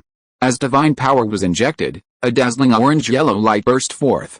Su-Yun activated the soul gem's ability to attract souls, and after adding some restrictions, he tossed it into a corner of the divine stone space. The two believers' souls were immediately attracted to the soul gem and stood motionless. Next is to create the artifact. The space ring on his hand flashed again, and a huge object appeared in the divine stone space. The object was wide, a large sphere, about 5 or 6 meters tall. It was the white metal Su-Yun had refined from the metal ore using his divine flames at the sea god's ruins. Originally, he intended to use it to make weapons or armor for his followers, but considering the possibility of creating divine artifacts, he decided to use it himself. As for the followers' equipment, that could wait. He could always buy steel and smelt it back in the modern world. Su-Yun examined it closely and frowned. With a wave of his hand, a milky white flame radiating intense heat shot up and directly attacked the large white sphere. In just a few seconds, the entire metal sphere melted into a solid. This metal was truly special, somewhat resembling gold and silver. It didn't change color even under intense heat. Normal metals would have already emitted a reddish visible light due to the increased temperature. Then, Su-Yun controlled his divine flames, selectively burning away impurities and unnecessary parts of the metal. The solid shrank smaller and smaller. 5 meters, 2 meters, half a meter, until Su-Yun estimated that it was roughly the size of a book, and then he stopped. The white metal object not only turned pure white, but also emitted a dazzling light. Looking at these pure white, holy objects, he suddenly remembered something. I almost forgot. I remember I also have a section of golden chain. He took the golden chain out of his special ring. The special ring flashed, and the golden chain floated in midair, emitting a mysterious aura. It's quite a good material for a divine artifact. Thinking this, he channeled his divine flames towards the golden chain. The flames engulfed and burned, but to Su-Yun's surprise, the golden chain burned in the flames for quite a while without showing any signs of melting. Su-Yun exclaimed in surprise, "No wonder the old tortoise couldn't break these chains, even my current divine flame can't burn them." But the more this was the case, the more it highlighted the special nature of this metal. A thought struck Su-Yun, and he unleashed the decomposition ability of his divine flame, targeting the part that was preventing melting. Sure enough, under the decomposition ability of the divine flame, even this special and strange metal began to slowly decompose and dissipate. The divine flame burned for a while, and then, for some unknown reason, it broke through something. The decomposition speed of the golden chains began to accelerate, startling him so much that he quickly shut down the decomposition ability. If you are listening to this novel on a channel other than Fanfic World, it means it was downloaded and re-uploaded without effort. We warmly invite you to visit our channel, Fanfic World. There you will find the original version of this story and many other novels of various genres. We look forward to seeing you dive into a world of incredible novels. Chapter 239, the prototype of the Genesis artifact. Then he tried calcining it again, and the golden chain actually began to slowly melt. Seeing this, Suyun's lips curled into a slight smile. After more than half an hour, the meter-long golden chain had completely melted into. After further purification, looking at the two clumps of floating in the air, Suyun pondered for a moment and then directed them to mix. The pure white faintly condensed into the shape of a book, while the pure golden, according to his plan, attempted to merge into the inner layer of the pure white. After a while, failed. Looking at the two clumps of metal that looked like paint mixed together, he smiled awkwardly. After some experimentation, he realized that achieving that level of precision was simply impossible. Originally, according to his design, the pure white metal served as the main outer shell, with a pure golden occupying the inner layer. Normally, the pages of a divine artifact should be blank, but if activated, the pages could display golden characters. The result was obvious: he had failed at the simplest step. Try again. I refuse to believe I can't solve this damn problem. Suyun gritted his teeth and continued his research. Time passed quickly. Several tens of minutes went by. During this time, he tried many methods, but ultimately couldn't solve the problem of the mixed metal, and almost gave up. Finally, he had a sudden inspiration and thought of injecting divine power into the metal to see if anything different would happen. Suyun was somewhat surprised. As his divine power was poured in, the lump of metal seemed to transform from an inanimate object into a living thing, directly possessing some sentience. Not only that, after the divine power filled the entire lump of metal, he felt as if he had suddenly become mentally connected with it. It was as if controlling divine power had solved a problem that was difficult for him. After solving the problem, Suyun took out something from his special ring. The blood cup artifact. Looking at the lump of metal inside, which shimmered with a faint golden divine light, Suyun smiled slightly. He hadn't found a use for the divine blood purified by the blood cup before, so he might as well add it in when making the artifact. In any case, the divine blood would only be beneficial and harmless, so there was no need to worry about it having any adverse effects. Holding the blood cup, he poured it forward with a whoosh, the pale golden divine blood flowing onto the metal artifact. Then, under his control, the special energy within the divine blood began to fuse with a metal artifact. Once complete, the already mysterious golden artifact became even more unpredictable. Next, under his mental control, the gold and silver metal artifacts began to combine, eventually fitting together seamlessly into a single unit. After the initial form was complete, as the metal artifact cooled, a white hardcover book appeared before him. Under his control, the entire book was white, its surface smooth and pristine, without any patterns or writing. Suyun took the book. Very light. Under the special forging of the divine flame, the elements that caused the weight were directly decomposed and eliminated. Opening the book, he revealed pure white pages, also without a single word, a total of 99 pages. Suyun showed some satisfaction. The white color of the book was quite in line with his status and taste. As for the decorative patterns, those really troubled him, so he simply designed it as a blank book, so that the patterns wouldn't look bad. Perhaps it was the materials, or perhaps it was due to the divine power infused into the forging, but after the book was completed, it faintly emitted energy fluctuations, looking quite impressive. Unfortunately, it's still far from being a true divine artifact. Right now, it's just a half-finished prototype, all show and no substance. Suyun sighed and shook his head. The most important and magical step still requires the power of faith to complete, just like the Ark of the Covenant in the real world, which consumed a huge amount of faith power to transform into a divine artifact and possess magical abilities. In the end, the power of faith is the key. The materials can only play a finishing touch. To ultimately become magical and powerful, it still needs to be entrusted to the power of faith, the craftsman of nature. Next, we need to pass on the divine artifact and guide it. If all goes well, we might actually obtain an incredibly powerful artifact. A smile flashed in Suyun's eyes. But before that, we need to conduct some worldview education. He pondered for a moment, wondering whether to possess the old priest or. He looked down at his physical body. Appearing in person wouldn't be befit my status, and since I brought my physical body along, it would be a waste not to use it. As he thought about it, Suyun had an idea. He closed his eyes and focused his consciousness on his divine body.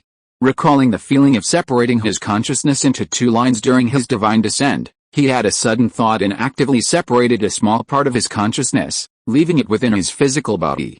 In an instant, Su-Yun was surprised to find that he could now feel two bodies, a divine body and a physical body. This feeling was very similar to the state of divine descent, even smoother and more natural. It actually worked. Then, his physical body radiated light, and his divine body floated out from within. Their eyes met, and then they both smiled. Now he not only had an extra body, but he also didn't need to worry about splitting his mind. The consciousness of the two bodies was inherently connected, and there was no possibility of them becoming independent. Su-Yun thought, the plan can proceed. After dealing with the clothing issue, he had a sudden thought and conveyed the order to the old priest to hold the sacrifice, then closed his eyes and waited. Outside, the old priest had gathered some tribesmen to pray for the two dead hunting warriors. At this moment, the farewell ceremony had just ended, and some strong men stepped forward to carry the two dead comrades to their burial. The old priest looked at the two young men and couldn't help but sigh. Just then, a strange feeling came over him, as if he were floating in light, with a sense of near divinity. At the same time, a sacred voice resounded in his mind. Prepare for the sacrifice. The old priest was stunned, then realized it was a divine revelation and hurriedly nodded in agreement.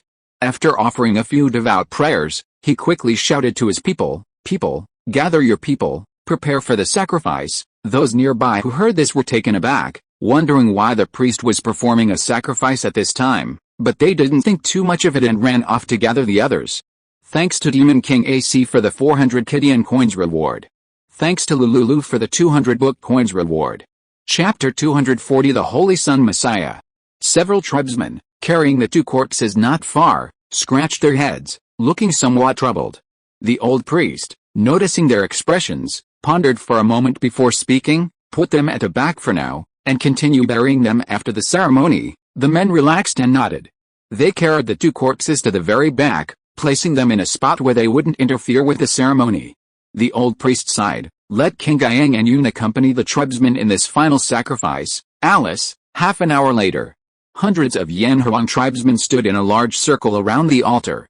The old priest glanced around, and seeing that most of the tribesmen had arrived, he nodded and shouted, the ceremony begins. Roar! The tribesmen raised their hands, letting out a deafening roar. Led by the old priest, the tribesmen began their sacrificial dance. Su-Yun habitually closed his titanium alloy divine eye, silently waiting for the dance to end. After the dance, the old priest prayed loudly, "Praise be to you." Accompanied by various prayers, the ritual came to a close. At this moment, everyone in the tribe, including the old priest, knelt on the ground. The old priest looked nervously at the divine stone, quietly waiting for the god's move. The old tortoise in the distance also looked over curiously, wanting to see what the god of light would do next, and whether he could still gain any benefits. Seeing that it was about time, Su-Yun floated out of the divine stone space with his physical body. The divine stone shone brightly, illuminating the altar. Seeing this familiar scene, the tribesmen were startled. The god was about to descend. Hundreds of tribesmen's eyes widened, and when they actually saw that white, holy figure, they quickly lowered their heads, not daring to look directly at the god. The moment Su-Yun appeared, a warm white light quickly covered the entire tribe. The entire tribe seemed draped in a white veil, filled with a sense of holiness. The old tortoise glanced at the imposing god of light, curling his lip in disdain, but a hint of envy flashed in his eyes. However, upon closer inspection, he was astonished to discover that besides the god of light floating in the sky, a strange figure had appeared on the ground. Who is this? He wondered, a look of confusion crossing his eyes. Not only the old tortoise, but the other tribespeople also noticed the figure and immediately erupted in commotion. Who is he? How did this person appear? A chorus of questions rang out. The old priest was also somewhat puzzled, but remembering that the great god was still floating in the sky, his face darkened, and he shouted, "Quiet!" The tribespeople were startled, realizing the god was still there, and quickly quieted down. Once quiet, they couldn't help but secretly observe the person who had appeared. The person was currently wearing strange clothes, seemingly the same clothes worn by the god, only even stranger in design. He had medium-length black hair, a tall and slender figure, and fair, clean skin. He looked about 17 or 18 years old, with a remarkably handsome face. Yes, handsome. To the tribespeople accustomed to rough faces, this person was exceptionally good-looking. At this moment, Both men and women couldn't help but look on with amazement. Suyun's divine body floated in the sky, observing the astonishment in the tribe's people's eyes, and he was speechless. Due to the short time his physical body had been in existence, by modern standards, he would at most be considered a slightly above average handsome man, the kind who would turn heads on the street. Was it really necessary to make such a fuss? However, after comparing his physical body with the appearance of his tribe's people, he fell silent. He had to admit that without comparison, there was no harm. Compared to the rough appearance of the primitive people, both his skin tone and appearance were exceptional. So even this normally handsome face deserved their astonished gazes. Perhaps in their eyes, this was the pinnacle of beauty? Suyun was somewhat amused and exasperated. The old priest looked at the stranger. This person gave him a sense of familiarity, and his handsome appearance immediately warmed his heart.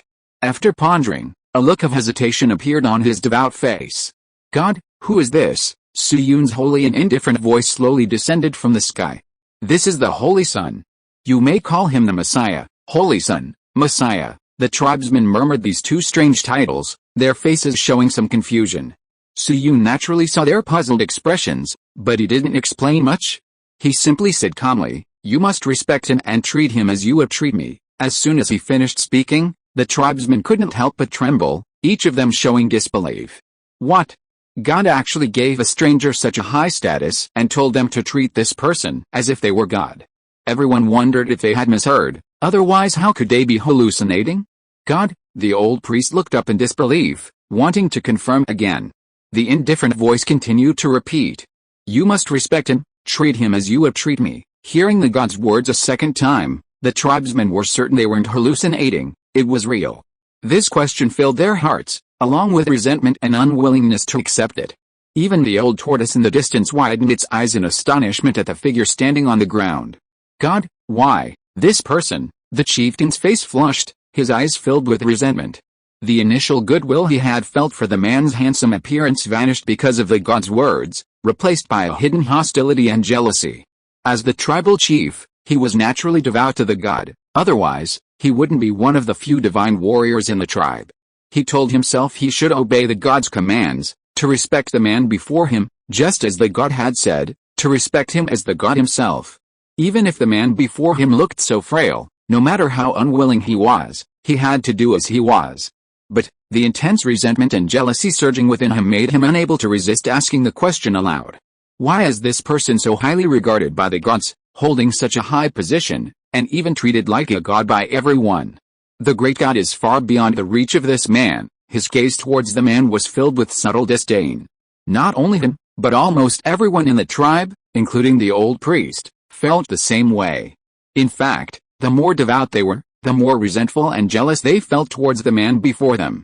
Suyun frowned slightly, his eyes filled with doubt. He hadn't expected that a casual remark would provoke such a strong reaction. Chapter 241 The Holy Son rejected by his clan. A powerful pressure emanated from Suyun, quickly enveloping the entire tribe, even distorting the air itself.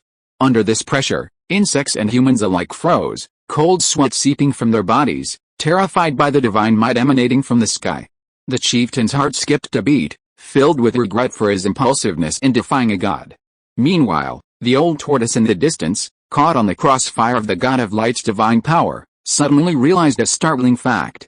Even though he was already a level 4 god, and his combat strength wasn't a match for the god of light, he shouldn't have felt much pressure from a level 3 god. Yet, he was trembling under the pressure, appearing suppressed, as if his increased strength hadn't diminished the gap between him and the god of light, but rather widened it. Grandpa Turtle, I must be hallucinating. The old turtle seemed dazed for a moment, then said firmly, yes, that's right, this must be just an illusion. I must not have adapted to my increased strength yet, that's why I was frightened. As long as I recover to level 5, I won't have to fear the pressure of the god of light. The more he encouraged himself, the more certain he became, and he relaxed. Suyun looked down at his trembling clansman, and only withdrew his pressure after a long while. The old priest recovered from the pressure and was about to apologize with trepidation when he suddenly saw a flash of white light in the sky, and then a white object descended from the sky, which was caught by the person on the ground. By the time the old priest and the others reacted, the god had already disappeared without a trace, and the Holy Sun Messiah was holding the white object, his eyes calmly looking at them. Originally, everyone thought they would see anger in those eyes. After all, anyone treated like that in front of a god would have a fire burning in their heart, right? But to their surprise, there was no trace of anger in those eyes, but rather a very gentle one. They even saw pity in their eyes, as if the Holy Sun hadn't blamed them at all, a group of ignorant children. This look, ironically, stirred a sense of shame in the hearts of these roughnecks. However, once they realized what was happening, their attention shifted to the departure of the god. Was the god angry? They wondered anxiously. After a long period of uncertainty, the old priest was the first to recover. He stood up, looked at the person not far away, and said hesitantly, "Holy Sun." Su-Yun smiled and nodded. Seeing the old priest's actions, the other tribesmen also reacted, quickly rising and saying, "Holy Sun, Holy Sun." Su-Yun looked at their seemingly respectful address of the Holy Sun and couldn't help but shake his head inwardly. He could see that the tribesmen were only putting on a respectful facade out of fear of divine reprimand. As for their hearts, they probably still harbored resentment and other negative emotions.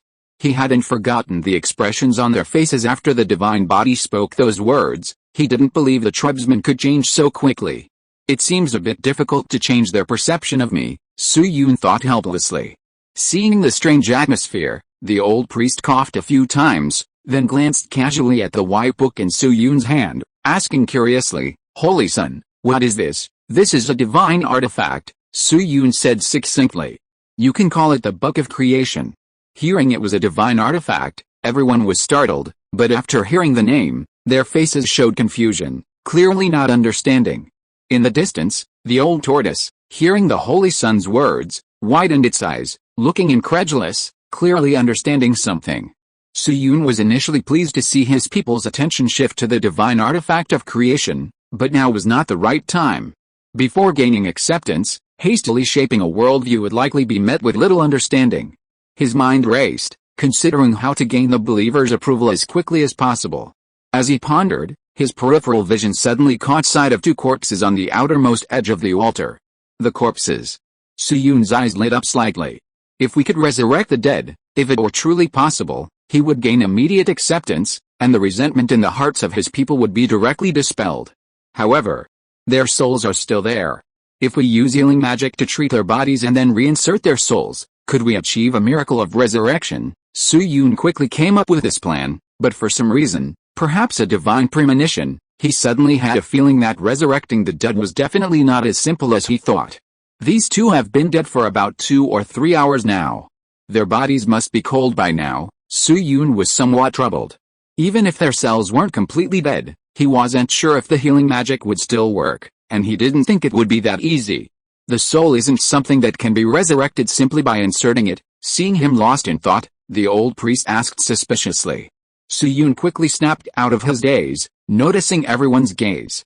He could only pretend to be curious and ask, "Who are those people over there?" The old priest and the others followed his gaze, and upon seeing King Guise and Yun, some shook their heads, others sighed.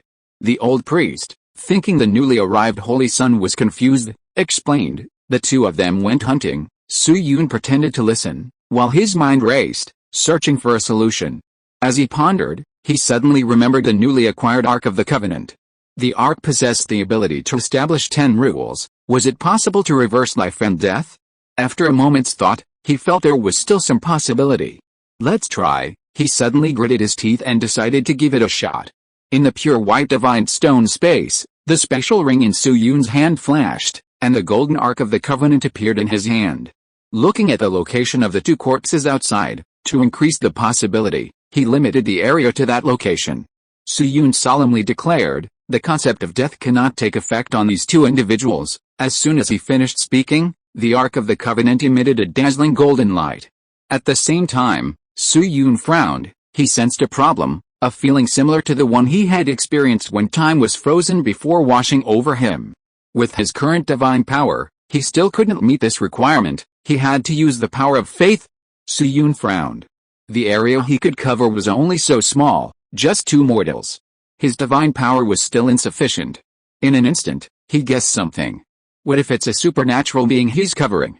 Wouldn't it drain me dry? Feeling the immense power of faith within the Ark of the Covenant, he suddenly hesitated. Chapter 242 Miracle. He had thought a lot about how to expend his faith power for two mortals, and finally, he considered the plan he was going to implement and the gains he would reap. He decided to do it anyway. The divine power within Su-Yun was rapidly drained, and the faith power within the Ark of the Covenant also began to be consumed. In just an instant, 1% of the enormous faith power dissipated. The Ark of the Covenant began to radiate an even more dazzling light. At that moment, looking at the two corpses, Su-Yun felt a strange sensation. The two men were clearly pale and lifeless, yet he felt that they were not dead, but merely sleeping, as if they would awaken as gods at the slightest call. He didn't think he would have such an illusion, so the Ark of the Covenant had taken effect. The concept of death was temporarily blocked. Feeling the enormous faith power being consumed at a relatively slow rate since the rules were established, he frowned and immediately turned to look at the two souls in the corner. Outside, Su-Yun suddenly said to the old priest, "I'll go take a look." With that, he ignored the others and walked towards that direction alone. As Su-Yun walked to the corpses, everyone tensed, fearing he might do something to King Gyang and Yun's bodies. The leader was displeased, a hint of hostility flashing in his eyes. He thought to himself, "I hope the Holy Sun doesn't do anything to desecrate the corpses. Otherwise, even if it means divine punishment, I will stop him." Among the crowd, several women and men had red eyes, some even sobbing, their expressions more tense than the others, seemingly concerned for the dead. They hesitated, but remembering the gods, they held back. Two young men lay on the ground, their bodies charred black, several bloody holes in their chests, the blood dried and blackened. The crowd watched as the Holy Sun walked to the corpses and gazed at them, their eyes filled with pity, seemingly lamenting the loss of life. At that moment, two souls emerged from the divine stone, floating aimlessly in the air. Once exposed to the outside world, the two souls dissipated much faster. If nothing unexpected happened, they would soon be completely annihilated. However, as if drawn by something, the two souls drifted towards the dead bodies. The leader's hostility subsided somewhat at the sight of the Holy Sun's expression. He stepped forward and said gruffly, "We plan to bury them after the ceremony. Holy Sun, would you like to come with us to send them off on their final journey?" His face flushed, and his words were strained. Su-Yun glanced at him and suddenly shook his head. The crowd was puzzled, wondering why the Holy Sun was shaking his head. Then they saw the Holy Sun, with a look of pity, as if the corpses were still alive, kneel down and gently say to the two bodies, "Young people, I command you, rise." Everyone who heard this was astonished, as if they had heard something unbelievable. "Has this Holy Sun gone mad?" a clansman whispered. "Yes, they're dead. How can they come up? Is he joking?" The crowd was initially incredulous, then enraged. They felt this newly appeared Holy Sun was insulting the dead. Especially those connected to the two deceased, their eyes immediately reddened. The old tortoise, who had been spying from afar, rolled his eyes and chuckled inwardly. There was nothing more ridiculous than the resurrection of the dead. If the dead could be so easily resurrected, the world would be in chaos. Just as he thought this, he suddenly saw something out of the corner of his eye, his black pupils bulging out, almost popping out of their sockets. What did he see? After the so-called Holy Sun uttered those words, two ethereal, transparent souls appeared out of nowhere and floated towards the two corpses. What were they doing? The old tortoise was speechless. A terrifying thought flashed through his mind, and he fixed his gaze on the two corpses. The Holy Sun's actions enraged the leader, who couldn't help but stride forward, reaching for the Holy Sun's clothes. Just then, several warriors suddenly saw a blur before their eyes, as if something transparent had floated by. The leader was startled, but didn't think much of it, and angrily reached for the Holy Sun's clothes again. Ugh! Two painful groans suddenly rang in his ears. The leader's hand froze, his rugged face stiffening. He had misheard. He slowly turned to look at the source of the sound. He wasn't the only one, everyone had heard the groans, and puzzled eyes shifted one after another to King Gyang and Yun. They saw that the two, whose faces had been lifeless and stiff, were now contorted with pain, their mouths even open. "Am I seeing things?" King Gyang and Yun's expressions weren't like this before, a middle-aged man in the crowd asked hesitantly. "It shouldn't be, right?" The others also hesitated. "Ugh, it hurts." A groan of pain, followed by a weak, hoarse voice, escaped from King Gyang and Yun's mouths. In broad daylight, under the clear sky, before everyone's eyes, two long dead bodies moved. The crowd's mouth slowly gaped open, their eyes glazed over, utterly dumbfounded. My God! It's a ghost. The old tortoise, frozen in the distance, cried out. Impossible. He ran towards them frantically. He needed to see them up close. A woman covered her mouth, pointing tremblingly at the two corpses. They moved, as if a switch had been flipped. Screams erupted one after another. The crowd's faces were filled with the expression of seeing a ghost, yet they all took a step back, terrified by King Gyang and Yoon. Not long after, the two men's closed eyes opened one after the other. Even more than that, the two men, still groaning in pain, tried to sit up. However, their bodies, stiff from so long, prevented them from rising immediately. Groaning was one thing, but to actually get up. This was unbelievable. Everyone who was already shocked was now utterly horrified, their souls nearly leaving their bodies. The old tortoise rushed over and, after witnessing everything up close, repeatedly muttered, "Impossible." After some effort, King Gyang and the other man managed to stand up. Everyone stared, frozen in disbelief. Then, someone remembered what the Holy Sun had said earlier. "Young man, I command you, get up," and then the two of them stood up. Thinking of this, they were suddenly startled. Someone took the lead, and pairs of eyes turned to the Holy Sun, their gazes filled with astonishment. Thanks to Su Beta for the 200 Kidian coins reward. Chapter 243 The Shocked Clan Members. All of this was orchestrated by this Holy Sun. He simply uttered a casual remark, and two dead men were resurrected? Hiss. This is a miracle. Holy Sun, how did you do that? The leader, his face flushed, awkwardly withdrew his hand. Su Yoon shook his head slightly, pointing at King Gyang and Yoon, saying, "Right now, the most important thing is them, isn't it?" Hearing the Holy Sun's words, everyone's gaze turned to King Gyang and Yoon. Seeing their pained expressions, they realized that even though they were resurrected, they still had severe injuries. The old priest was startled and quickly stepped forward, casting a healing spell. A green light enveloped the two men in the next second. King Gyang and Yoon, who had been in pain, suddenly felt a comfortable sensation, causing them to groan involuntarily. Their wounds, still oozing black blood, began to heal under the green light, with strands of flesh sprouting. However, perhaps due to lying down for too long, the healing spell's effect was somewhat diminished, appearing rather slow. After a while, sweat beaded on the old priest's forehead, and he was panting heavily. "I did my best." Looking at the two whose wounds had only partially healed, the old priest shook his head. Seeing this, the leader and several divine warriors in the crowd quickly said, "Let us help." They stepped forward one after another to cast healing spells. Once everyone's light power was exhausted, King Gyang and Yoon's wounds, though still present, seemed to be mostly healed, and the tribe's people breathed a sigh of relief. At this moment, the two fully regained consciousness. Yoon, mouth agape, looked around at the crowd, dazed, and said, "I'm still alive." He raised his hand to touch the remaining wounds. The pain told him this wasn't a dream. Yoon was filled with doubt. He clearly remembered the suffocating pain and despair before his death. According to his mind, he should be dead, but now. He turned to look at King Gyang beside him. King Gyang was also full of confusion, clearly in a similar situation. Seeing that the two of them had returned to normal and could even speak clearly, the tribe's people were overjoyed. An elderly woman with a wrinkled face, looking exhausted from hard work, rushed over excitedly and hugged King Gyang. "King Gyang, you're all right. You're alive." A burly man laughed heartily, walked to Yoon's side, and patted him hard on the shoulder, saying, "Yoon, you're really lucky, you can even be resurrected after death." "What do you mean?" Hearing the words of those around them filled with joy and tears, King Gyang and the other were completely bewildered. What did it mean to be resurrected from the dead? An unbelievable thought popped into their minds. Could it be that they had really died before? "It was the Holy Sun who saved you," the old woman said excitedly, pointing at Su Yoon. The two Holy Suns were startled, then turned their heads in confusion. They saw a young man smiling gently at them.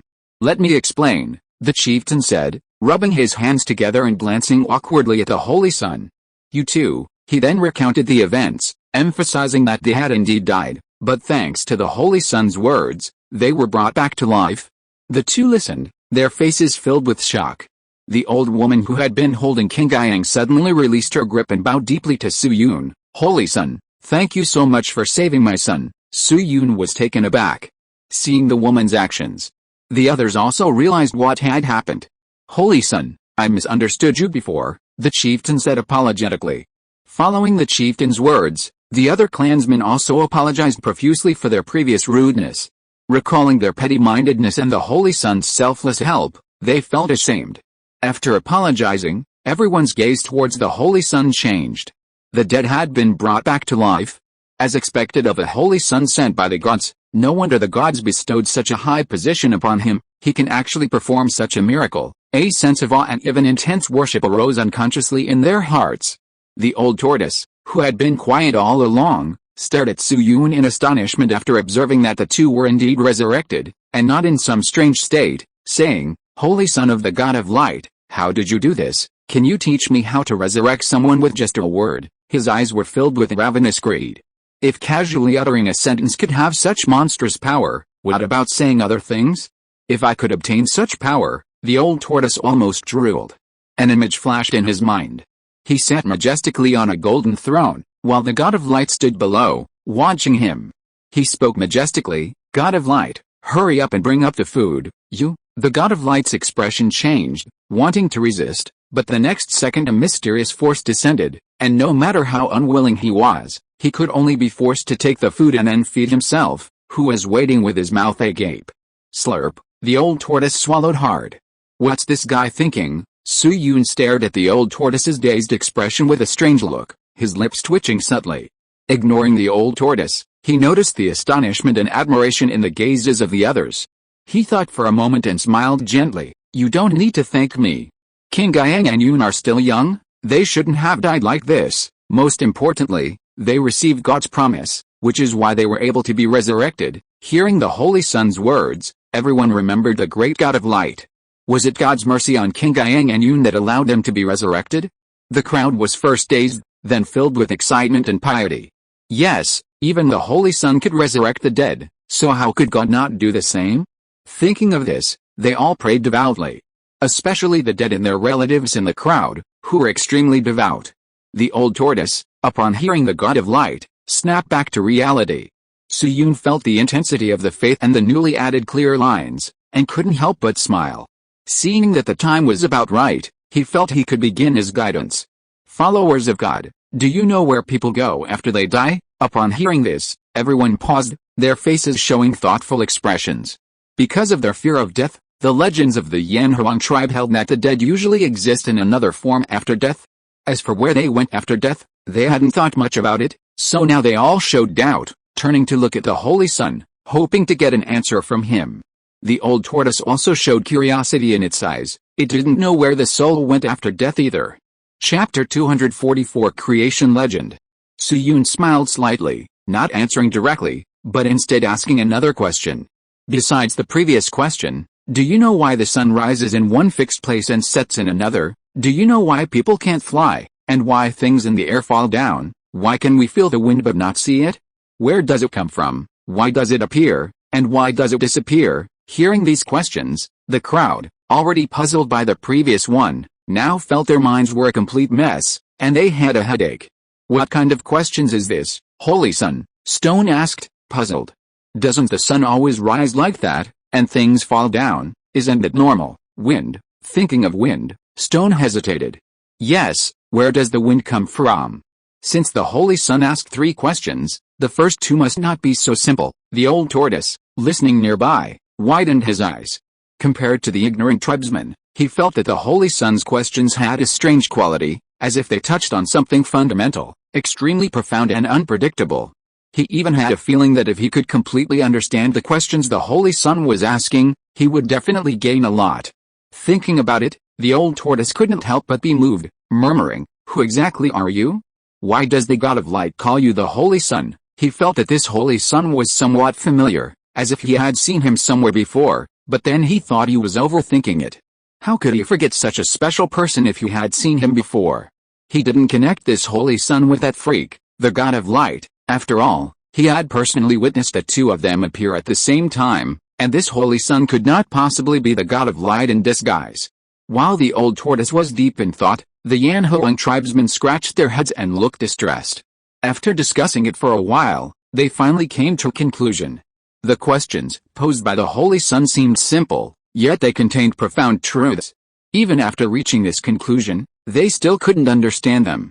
Holy Sun, We can't figure out these questions, so please just tell us the answers, King Guiyang said, blushing and scratching his head. Yes, yes, the others echoed. Suyun wasn't surprised at all. Those questions he posed were beyond their comprehension. Even in the real world, they would have taken a long time to understand. He would be astonished if they could answer them.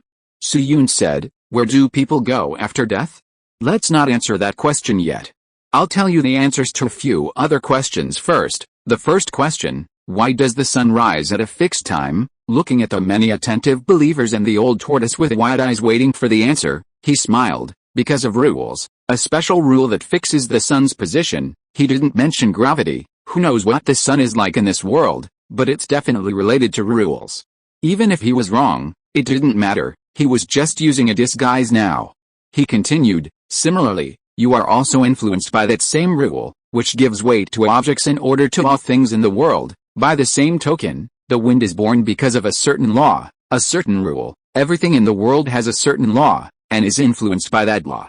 This world is governed by laws. Suyun spoke eloquently, expounding the profound truths of the universe amidst hundreds of people. At this moment, he seemed to radiate light, like a god. He concluded, as for how to discover the rules, that depends on your careful observation. The crowd listened in stunned silence. Although they didn't understand anything, they felt a profound sense of awe, vaguely sensing that the Holy Sun's words contained a precious truth. Some of the more intelligent among them even had a flash of enlightenment in their eyes, as if they had figured something out. Not to mention them, if other gods were here at this moment, they would also be stunned in silence. Then, in a daze, they would feel that what the Holy Sun said made a lot of sense, as if it contained the profound truths of the universe. Some scratched their heads, some frowned, and some seemed to be deep in thought. Whether foolish or wise, everyone gained something from it. The old tortoise standing in the crowd hadn't closed his mouth since the Holy Sun began speaking. Having a better understanding than others, he basically understood what the Holy Sun was saying. He was even somewhat shocked.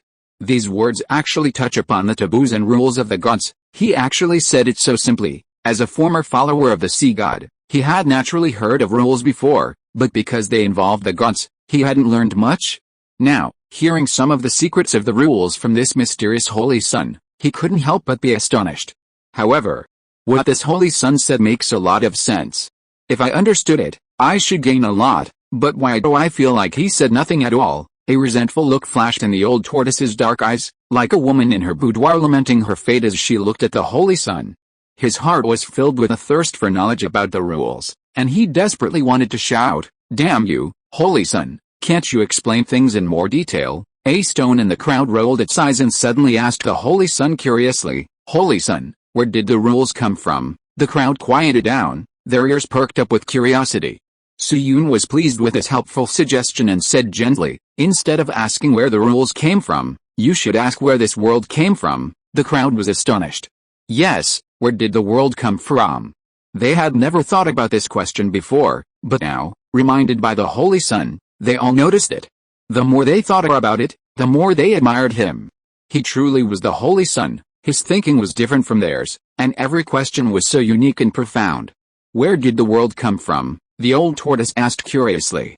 Suyun, holding the Book of Creation, glanced around at the crowd. Before answering that question, I'll tell you a myth about the birth of the world. The crowd's spirits lifted. Suyun slowly said, before the world was formed, darkness shrouded the boundless void and chaos. It was indistinct, seemingly boundless. One day, a light illuminated the empty, dark chaos. That light was indescribable, seemingly tangible yet intangible, beyond the measure and definition of any word. The colorless void and chaos seemed to be given a dark hue by the appearance of this light. As the creation story slowly unfolded, people were unconsciously drawn in, gradually sinking into its depths. Thank you Unkinja for the 100 Kidian coins reward. Thank you Subeta for the 100 Kidian coins reward. Chapter 245 Creation and the Process. The dark, empty chaos was like ink, deep and profound, seemingly containing everything yet also containing nothing, leaving only pure, chaotic water. The light moved across the surface of the water, day after day, for an unknown period of time. One day, the light awoke. Gazing at the boundless chaotic water, the light seemed both curious and delighted, swimming in the chaotic water. It swam for an unknown amount of time. The dark, Chaotic emptiness was terrifyingly hollow, as if nothing existed. The light grew weary, it was bored with this nothingness, and it decided to do something. At a certain moment, the light plunged into it, unleashing the power of creation. Suyun slowly said, "The wonder and mystery of creation cannot be fully described by words, nor can it be fully expressed in writing." The crowd listened intently to the Holy Sun's story. In a primitive society with scarce entertainment, they had never heard such novel and interesting stories before, yet they were all captivated. When the Holy Sun stopped, the crowd grew anxious, scratching their heads and ears. Especially as the story unfolded, they gradually understood something and became increasingly curious about what would happen next, their hearts itching with anticipation. "Holy Sun, what happened to the light next?" Stone asked impatiently. "Yes, what did it do?" King Yang asked. A cacophony of voices arose, clearly anxious. The old tortoise, interrupted from its reverie, immediately reddened its eyes. "Don't stop, continue." Suyun smiled slightly and continued as they wished. "The will of light transcends time and space, is neither born nor dies, is formless and imageless, is an infinite, eternal, absolute existence, and also a pure spirit and holy radiance. On the first day, light emitted its first will, and in the deep, empty chaos, the first sound also rang out, light, accompanied by the appearance of this sound. In the darkness of the inky, abyss-like, eternal darkness, the chaos was filled with light. Black and white appeared in the chaos.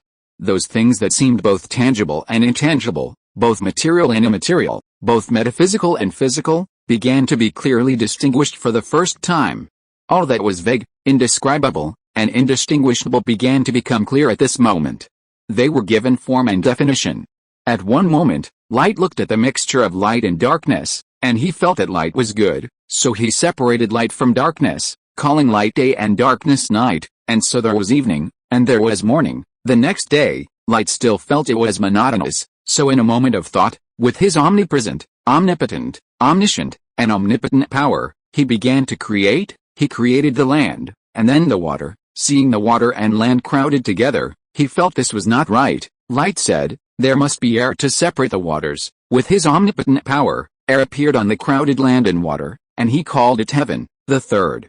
On the fourth day, the light said, "Let all the waters under the heavens be gathered together in one place, and let dry land appear." So the waters in the dry land were separated, and the light called the dry land continents, and the place where the waters were gathered together oceans. Seeing that the world had taken on a general shape, the light felt that the world was somewhat monotonous. The light then commanded, "Let grass grow on the earth, and all kinds of flowering and seed-bearing plants, and trees that bear fruit with seeds in their flesh." And the world was done according to the light's words. On the fourth day, the light said, "Let there be lights in the heavens to separate day from night, and to set signs, and seasons, days, and years, and to give light to the whole earth." So the light made two great lights, and he assigned them tasks, that the larger one rule over the day, and the smaller one over the night.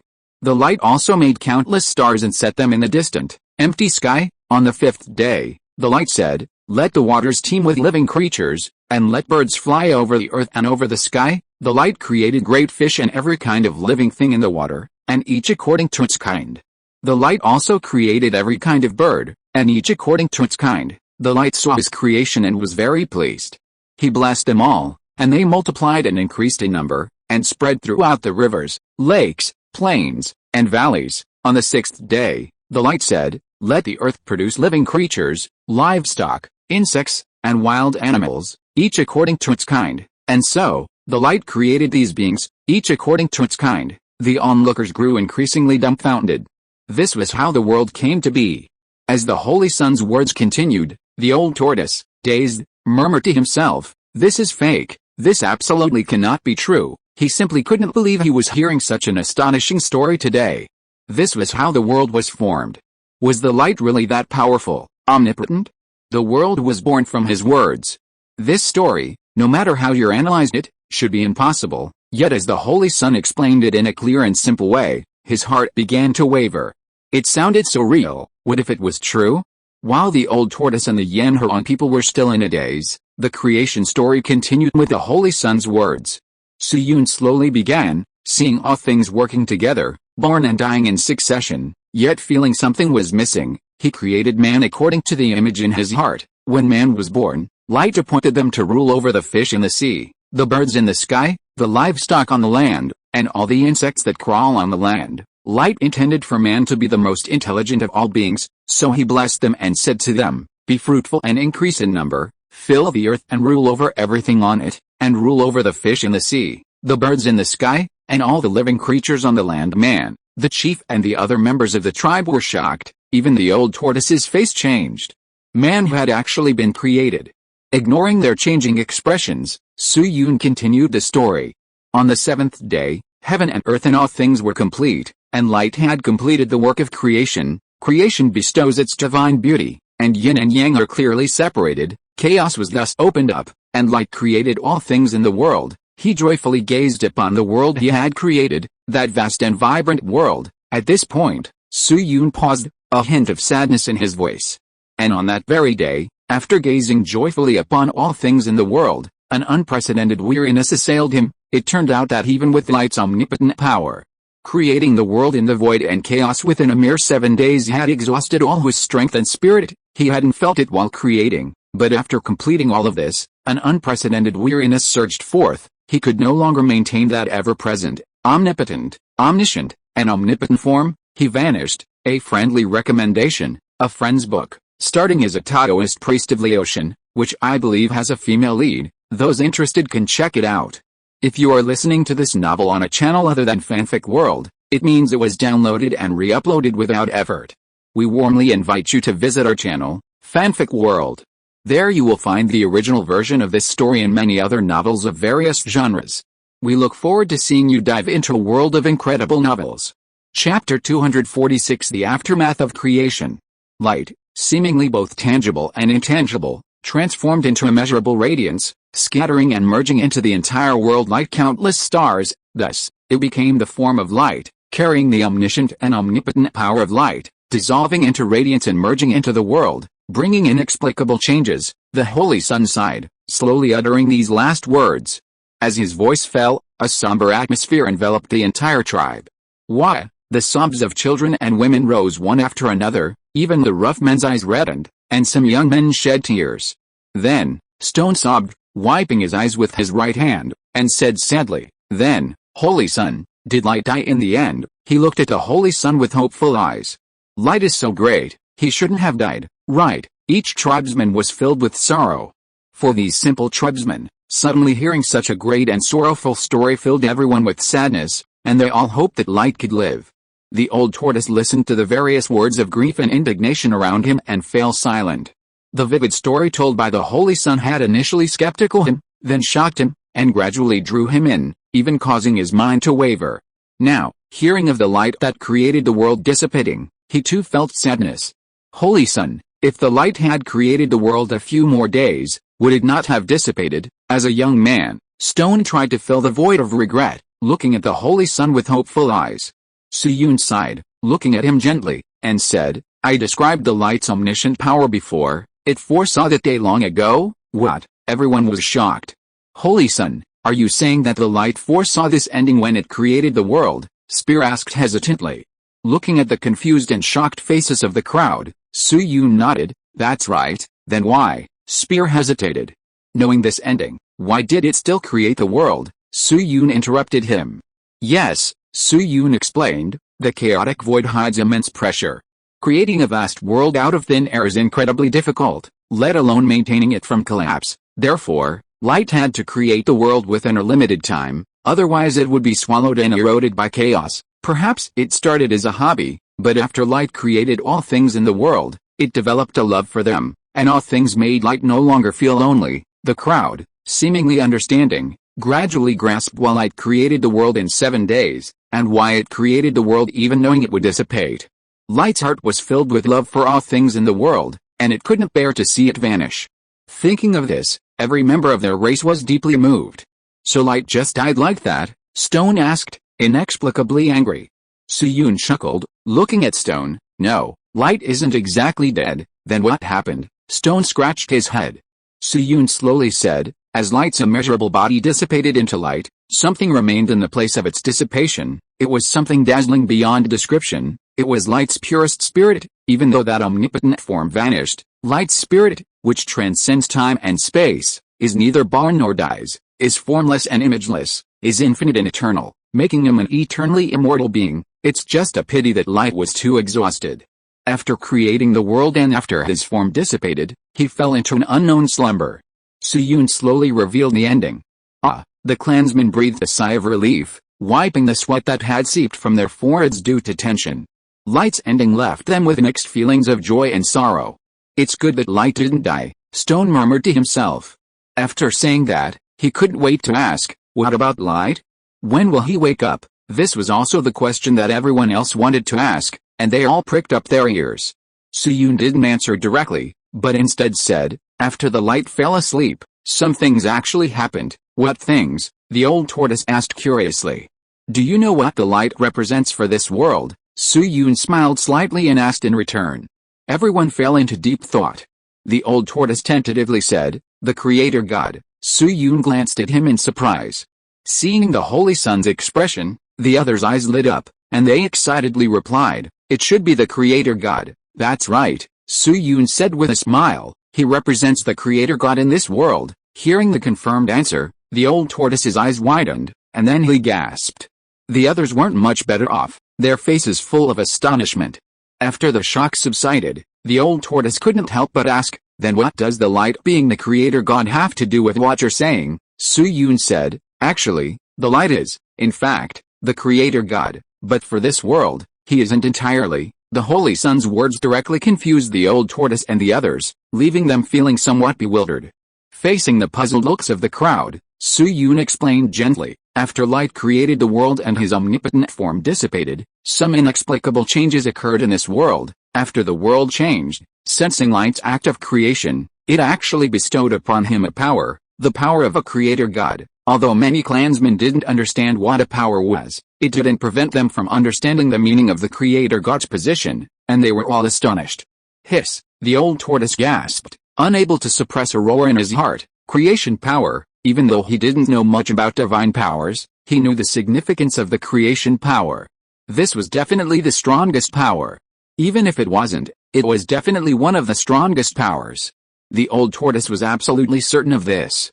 Thinking of the creation power that descended from the sky, he couldn't help but drool, his eyes flashing with fervor, wishing he could take Light's place.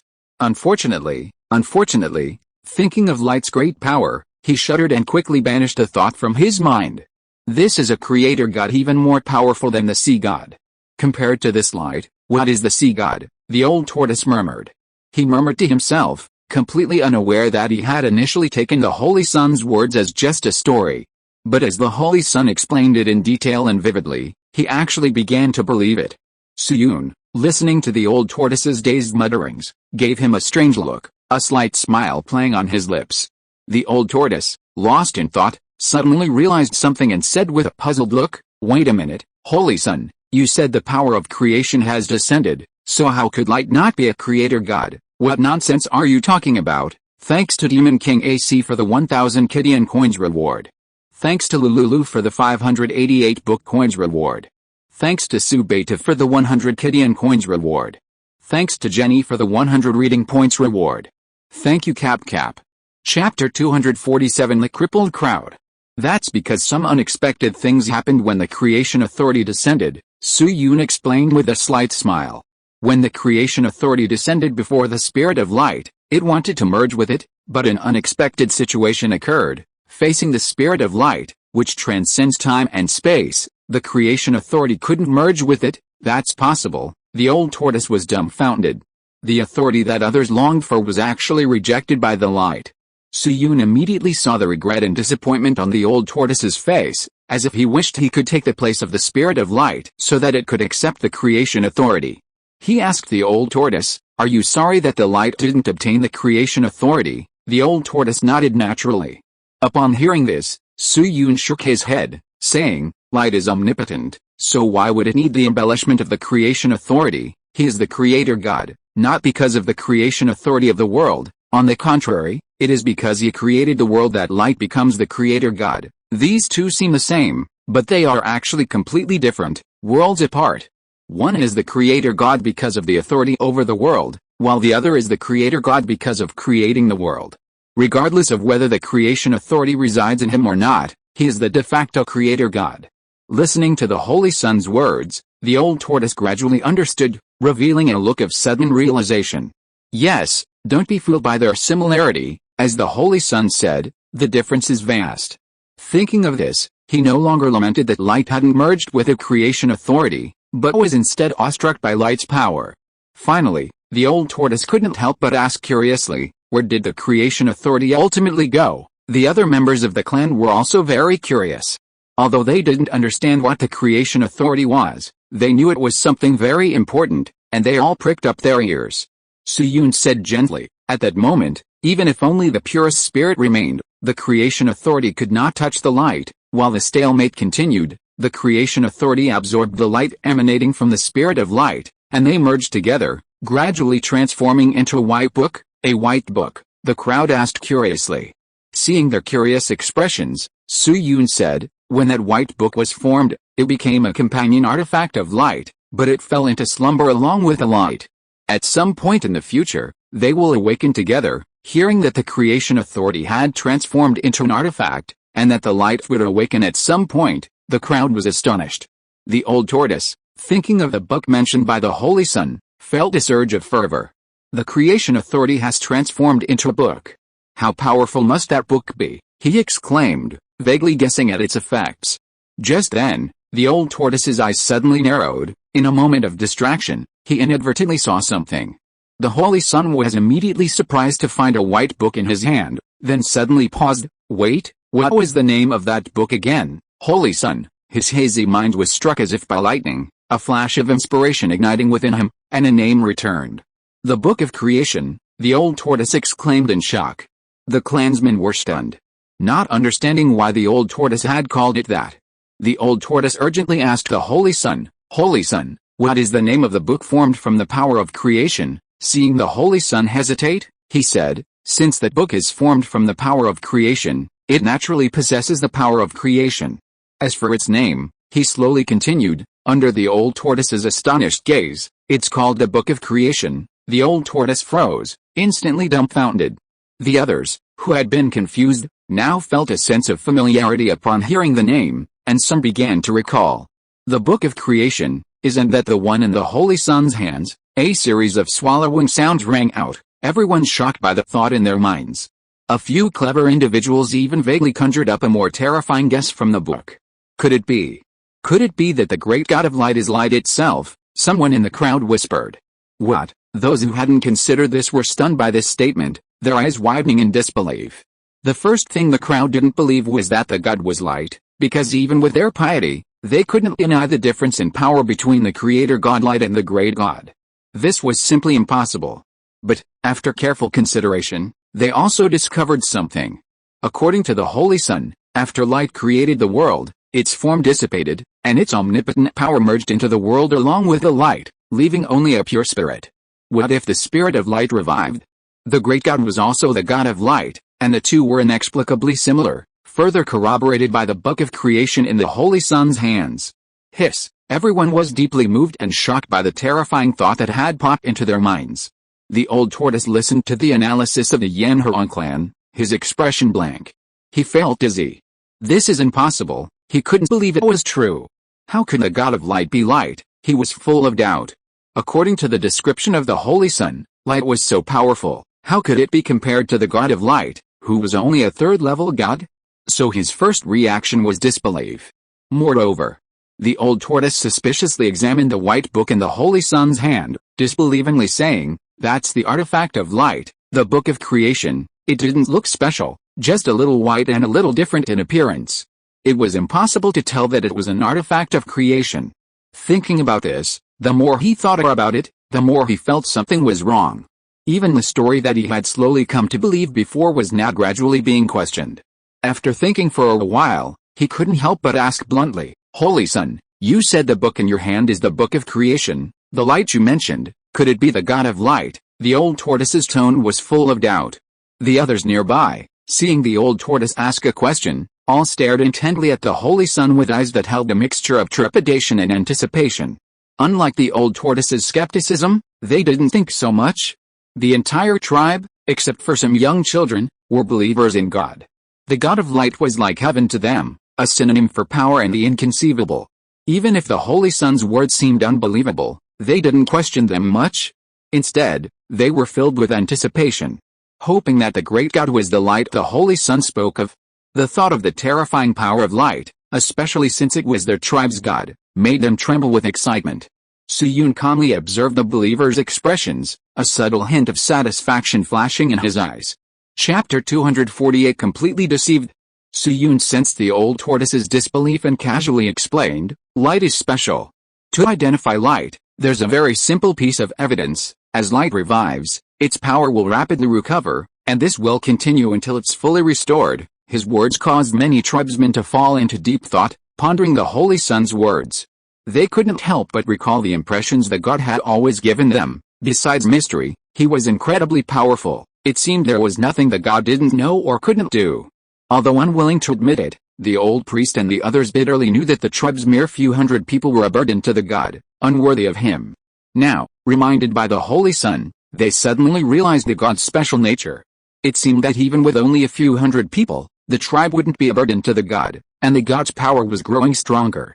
Thinking this, they compared the God's special nature with the Holy Son's words and suddenly understood. Light truly is my God. The old priest's beard trembled with excitement. Definitely, the leader beside him exclaimed with absolute certainty. As the many Yanhuang tribesmen recalled everything about the God, their eyes grew brighter and their conviction increased. The great God of light must be the embodiment of the spirit of light. As time goes by, the God's power will only grow stronger. Among the crowd, the old tortoise, who had initially wondered what the Holy Son meant, was immediately confused by the words of the Yanhuang people. What are they saying? He muttered. Unable to contain himself any longer, he tugged at the man next to him and asked. The middle-aged man was taken aback, puzzled. Don't you know? Wasn't the Holy Son very clear? What did that guy say? The old tortoise wanted to roar at him, but he held back, refraining from a frenzied attack. Under his impatient questioning, the middle-aged man quickly explained the situation. After hearing it, the old tortoise forgot his annoyance. He was completely dumbfounded. He could hardly believe what he was hearing. This guy said the Yanhuang tribe had only ever had a few hundred people, and the God of light, with such a small number in their tribe, had grown stronger and stronger.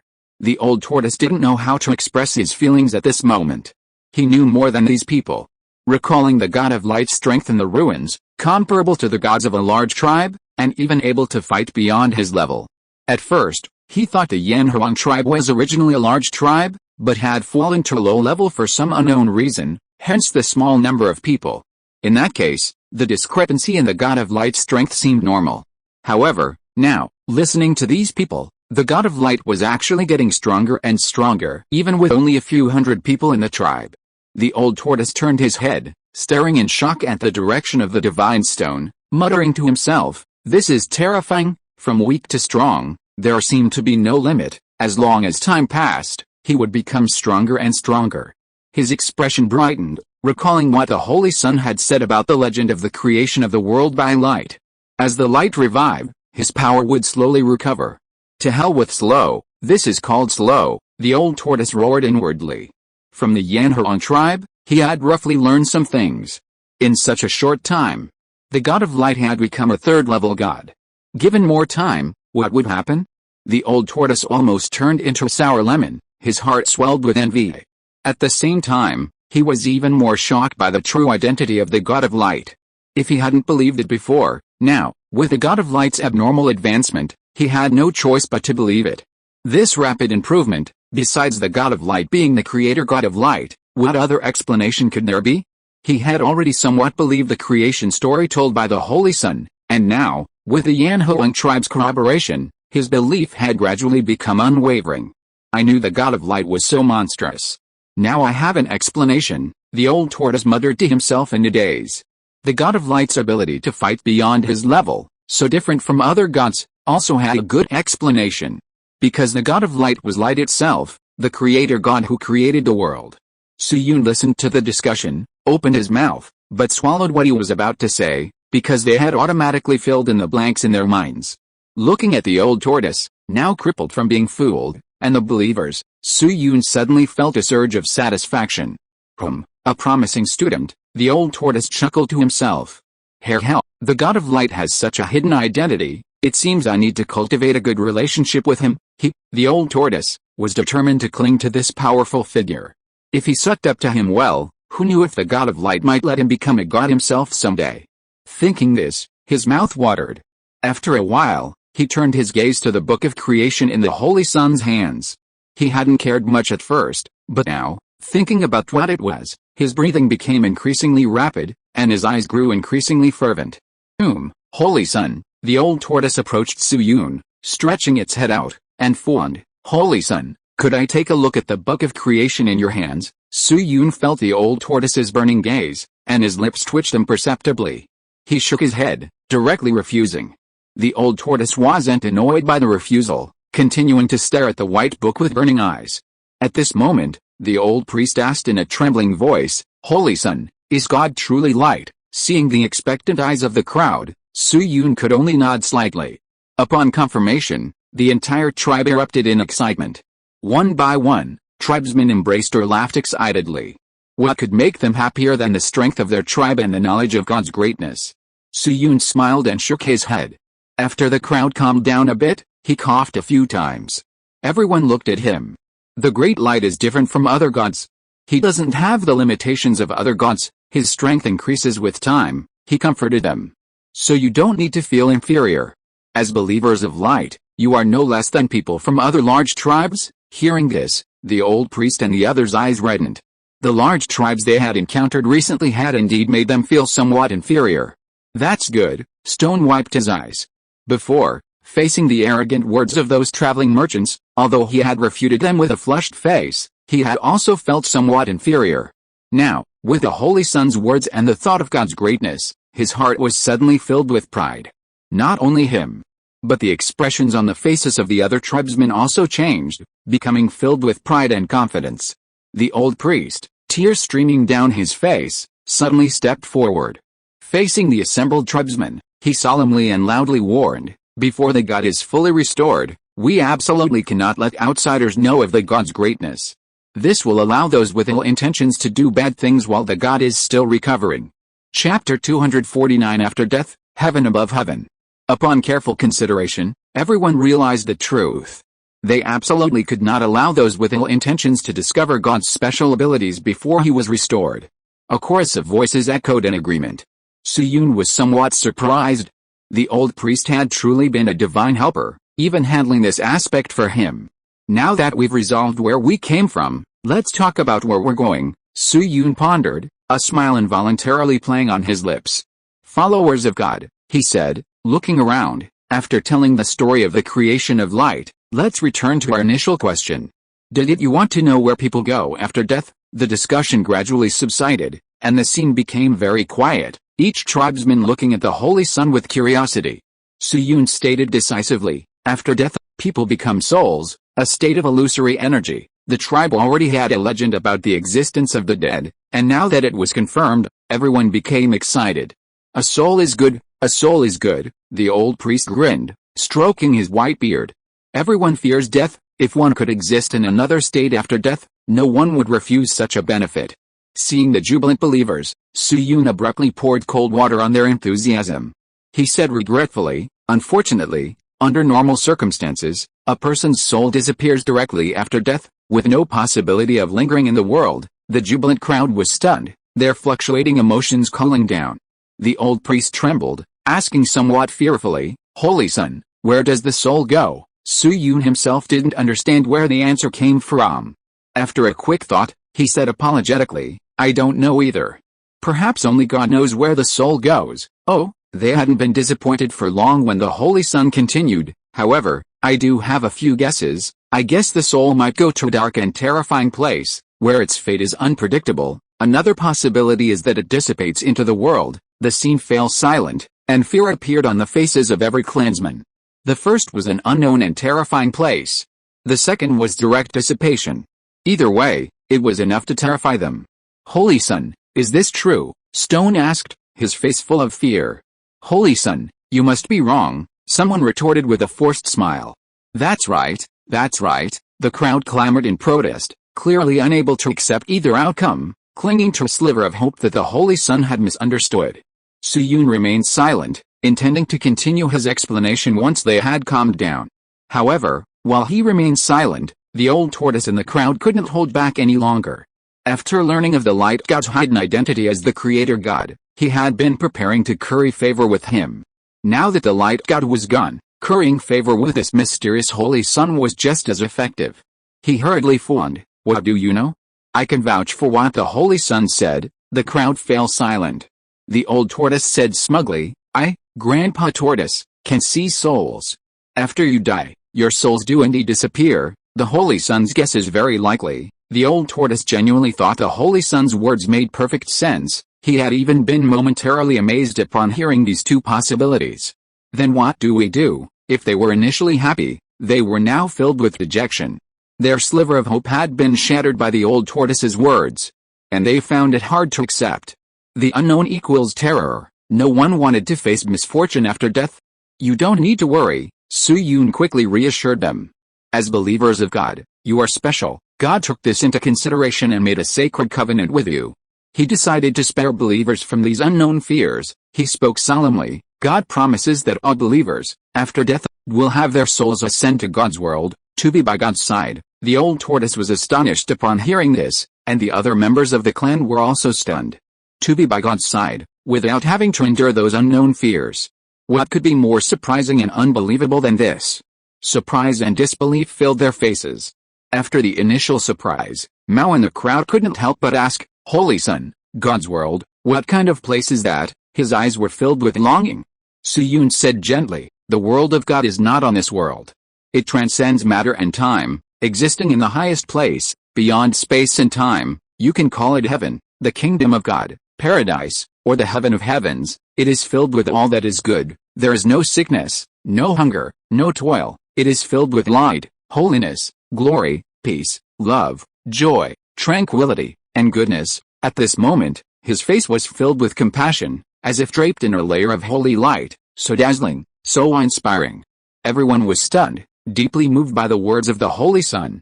For a fleeting moment, they had doubted whether such a beautiful place truly existed, but ultimately, considering the identity of God, and that it was the world of God, it should be this beautiful. The Holy Sun's words filled the void in their fantasies about God's abode, and everyone's eyes were filled with longing. Even the old tortoise was speechless, his eyes filled with doubt and uncertainty.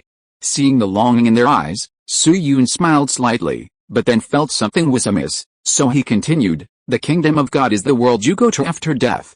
You must not give up your lives for it because of your longing. Not cherishing yourselves will incur God's wrath and prevent you from ascending to God's kingdom." The fervor in the eyes of some in the crowd subsided, and a sense of lingering fear arose. The Holy Sun described the world of God as so wonderful, and they had actually entertained the thought of not cherishing their lives. If they really did that, the thought of not only incurring God's wrath but also failing to ascend to God's world, ultimately entering unknown darkness or vanishing, made their hearts tremble, and they suddenly cherished their lives even more. Suyun noticed the change in some people's expressions, and a look of satisfaction flashed across his face. He didn't want these people to waste their lives for that inferior version of God's kingdom. To make it even more effective, Suyun said, "I'll tell you a story." Everyone listened attentively.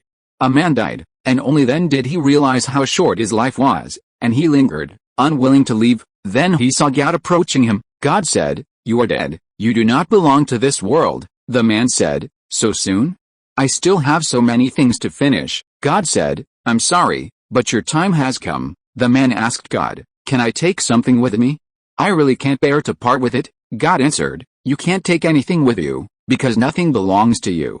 Chapter 250. The deception is over. The man looked bewildered. "How is that possible? I still have plenty of food and houses I've built." God said, "These are all external possessions. They belong to this world. You can't take them with you when you're born, and you can't take them with you when you die." The man said, "Then let me take my body." God said, "No, your body belongs to dust. Whether you're a great man or immortal, in the end, you're nothing but a handful of yellow earth." The man asked, "Then can I take my friends and family? I'm so lonely." God said, "Of course not. They belong to the journey you've traveled. You are all just passers-by in each other's lives." The man wept, heartbroken, and asked God, "Isn't there anything that truly belongs to me?" God said, "While you are alive, every moment is yours." As the Holy Son slowly spoke, everyone fell silent. When a person dies, everything in this world, everything you cherish and are reluctant to part with, will leave you. Su-Yun finally said slowly, "You must cherish your lives and treasure every moment you have in this world." The old priest and the others were dazed, their hearts suddenly filled with a longing for life. They didn't want all of this to leave them. Knowing they had all taken his words to heart, Su-Yun nodded slightly. He felt the significantly stronger faith power emanating from the believers, along with a dozen or so newly formed, clear threads of faith. He thought to himself, all that talking wasn't in vain. First, he spoke of the fear of death, then explained that only God's followers could ascend to the divine kingdom, and the many wonderful aspects of it. If they didn't want to face the unknown fears, their faith would naturally deepen. As for describing the divine kingdom as something lofty, that was an experiment to see if he could elevate the prestige of the divine stone space. If it could truly achieve what he described, transcending matter and time, existing in the highest realm, beyond space and time, then he would have struck gold. As his companion artifact, Su-Yun felt it could still be salvaged. After considering his options, he finally addressed the believers. The divine stone serves as the passage between the divine kingdom and the mortal world. You must protect it well, so the divine stone is the passage to the divine kingdom. The clansmen suddenly realized, then hurriedly nodded in agreement. Even if the Holy Son didn't say it, they would still protect the divine stone. Su-Yun thought of the dozen or so newly added clear threads and said, "The God just revealed to me that 16 of you have met the criteria for blessing. They will be the tribe's new divine warriors." Boom.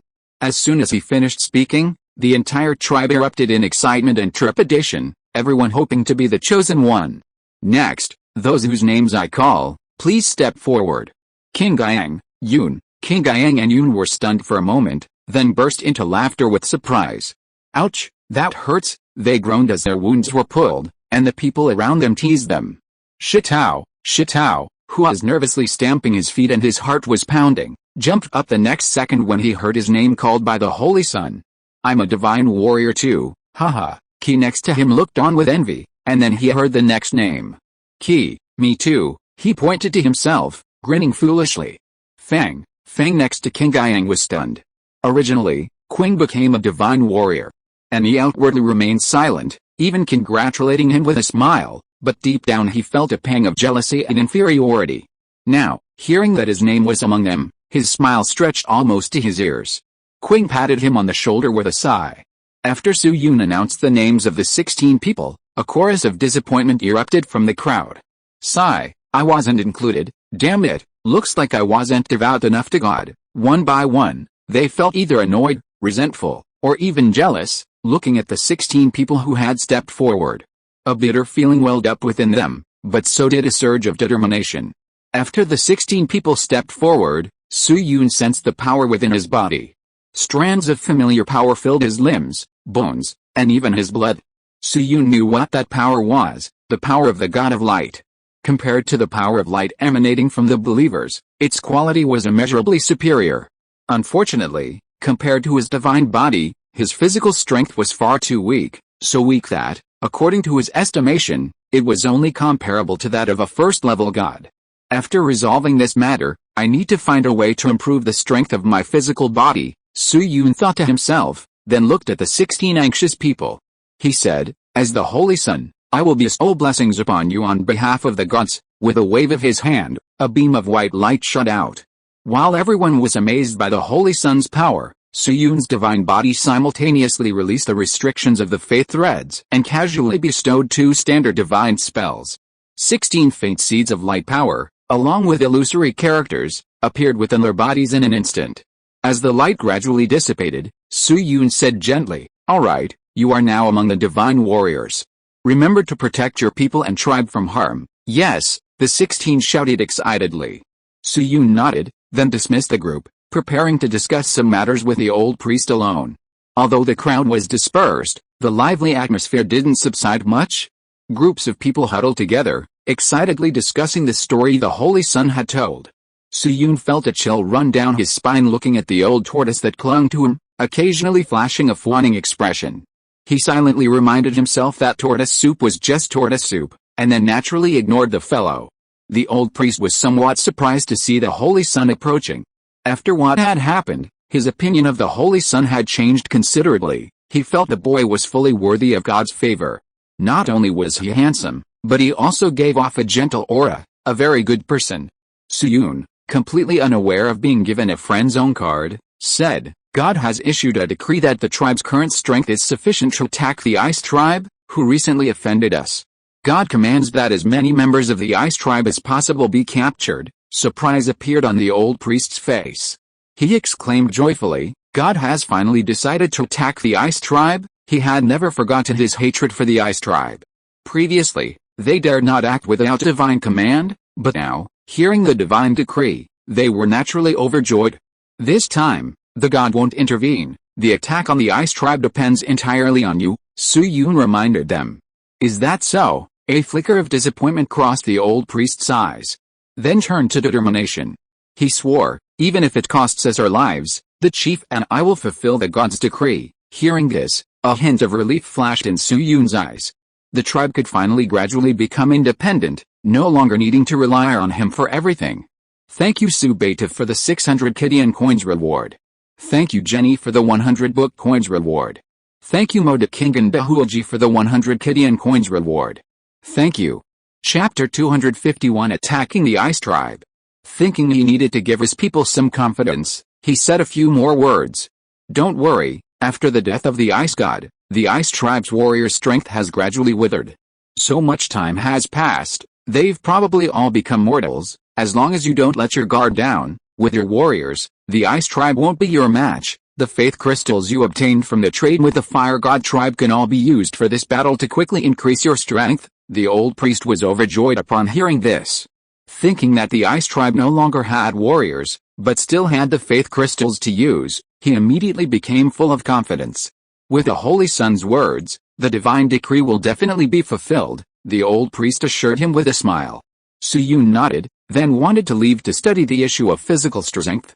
However, he hadn't gone far when the old priest suddenly remembered something and called him back with a worried expression. Holy Son, wait. Faced with the Holy Son's puzzled expression, the old priest hesitated before speaking. Holy Son, the tribe's food, it's almost snowing now. If so many people suddenly join the tribe, I'm afraid. Suyun thought for a moment and understood the old priest's concern. He was probably worried that with those people, the tribe wouldn't have enough food. He quickly came up with a solution and said gently, don't worry, the gods have already foreseen this. They will perform a miracle. You can safely bring the captives back without worrying about food. Hearing this, the old priest was astonished and immediately felt relieved, his eyes filled with reverence. God is indeed God. Not only did he foresee the food problem, but he also performed a miracle. Thinking of the miracle, curiosity filled his eyes. What kind of miracle could fill so many people's stomachs?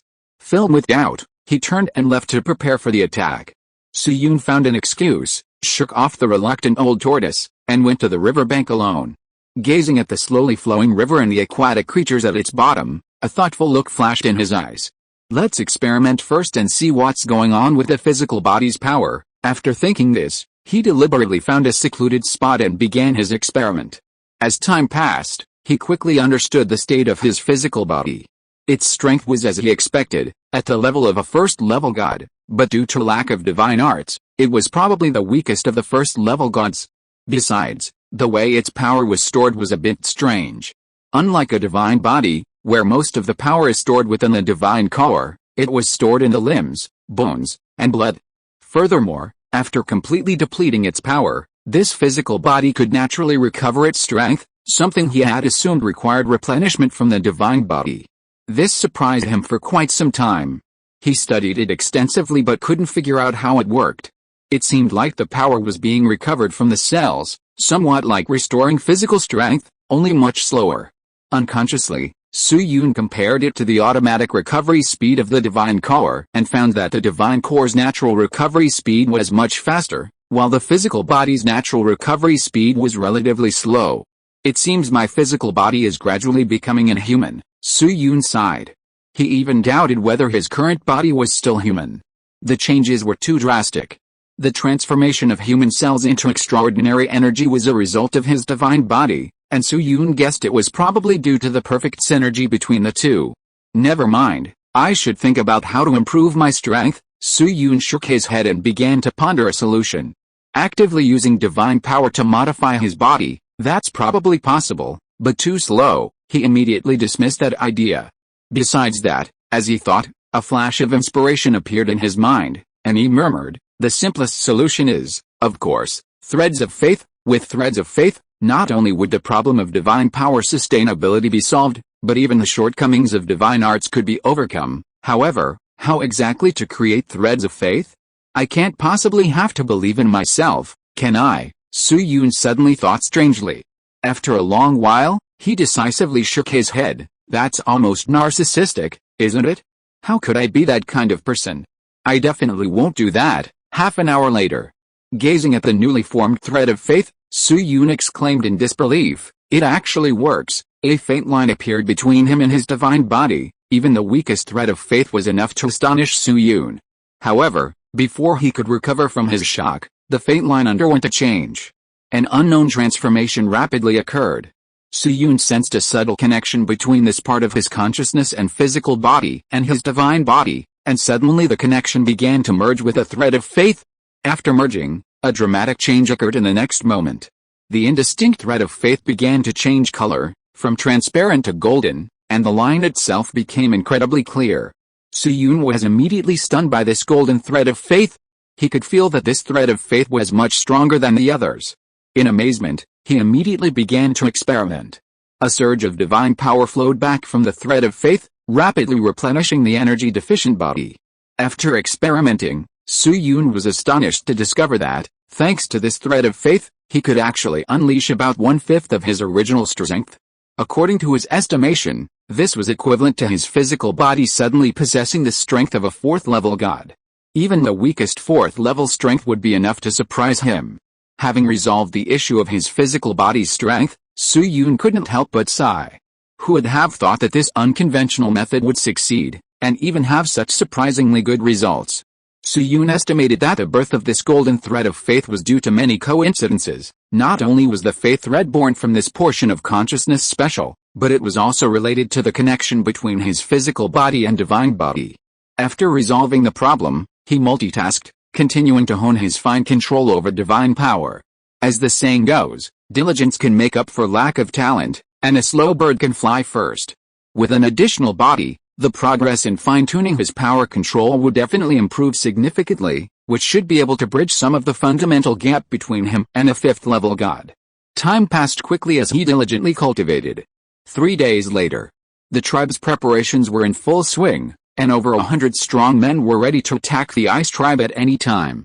Around 7 or 8 in the morning, golden sunlight streamed down from the horizon, making it a beautiful day. Among the 100-plus men, 20 divine warriors stood at the head of the column. Chapter 252 The Ice Tribe of Hatred. During this time, the 16 newly recruited divine warriors, thanks to the generous supply of faith crystals from the old priest, had all stabilized at the late stage of level 1.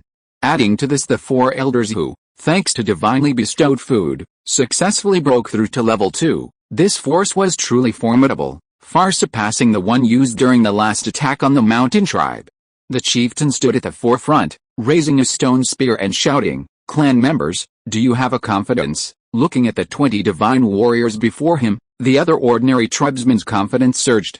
Yes, yes, a series of deafening shouts rang out. This time, when we go to the ice tribe, we must avenge our last defeat and show them that our tribe is not to be trifled with. The chieftain roared, his face contorted with rage. Roar, excited shouts continued to ring out. Let's go. The chieftain called to his people, then nodded to the old priest watching from a distance, and led the 100-plus strong force off. May the gods bless you, the old priest murmured to himself. The holy sun silently followed in the procession, surrounded by hundreds of tribal men who instinctively drew them to the center. Driven by curiosity and to prevent any unforeseen circumstances, Su Yun decided to follow them to the ice tribe. The ice tribe. Alice, when will this end? A middle-aged man with a sallow complexion and a sorrowful expression sighed. It's all that damned evil creature's fault. Yesterday, Lord Yuan also died at its hands, and a hint of fear crept across his face. As a tribe of 2,000, even if not as peaceful and prosperous as larger tribes, they should have been doing well. But since the fall of the ice god, disaster had followed. The power of the tribe's warriors was gradually dissipating, the slaves were rebelling, and internal strife had begun, plunging the entire tribe into chaos. If it had only been this, it wouldn't have been so bad. The final blow to the dying ice tribe came from the evil creature that appeared that night. Without the ice god's deterrent, the evil creature, like someone smelling blood, frequently attacked the tribe. After all, a tribe of 2,000 people had no divine protection, making them incredibly conspicuous in the eyes of those monstrous beasts. Like a delicious meal, how could they not want to try it? At first, the tribe handled it well, but as the strength of the divine warriors gradually dwindled, casualties began to occur. The later the attacks, the heavier the casualties became, until the divine warriors' strength was completely exhausted, and the tribe began to collapse. Every night, the evil creatures would attack the tribe, and the warriors, weakened, had no power to resist, only able to watch helplessly as their prey was devoured. With each attack, it was as if the ice tribe was being raised like livestock. An atmosphere of panic completely enveloped the entire tribe, everyone's eyes filled with pain, despair, and a desperate desire to survive. Hearing his sigh, a strong young man beside him said with hatred, "It's all because of that Yanhuan tribe, and their hateful god of light.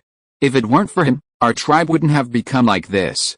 I hate it." After the young man finished speaking, a chorus of agreement rang out around him, and words of hatred poured out from their mouths. "It's all that god of light's fault, that's right, damn it, God. Why did you leave us?" A chorus of curses and prayers echoed through the air. From the smallest details, it was clear that the entire ice tribe was filled with hatred for the god of light, hating him for killing the god of ice, hating him for bringing the ice tribe to this state. If vicious words could kill a god, Su Yun might have been drowned by their curses. The middle-aged man who had spoken first rubbed his flat stomach, a rumbling sound coming from within. With this sudden turn of events, the tribe had not only lost many people, but even food was scarce. Sigh, a mournful sigh escaped his lips. At that moment, a rough voice rang out from afar. "It's time for the sacrifice again.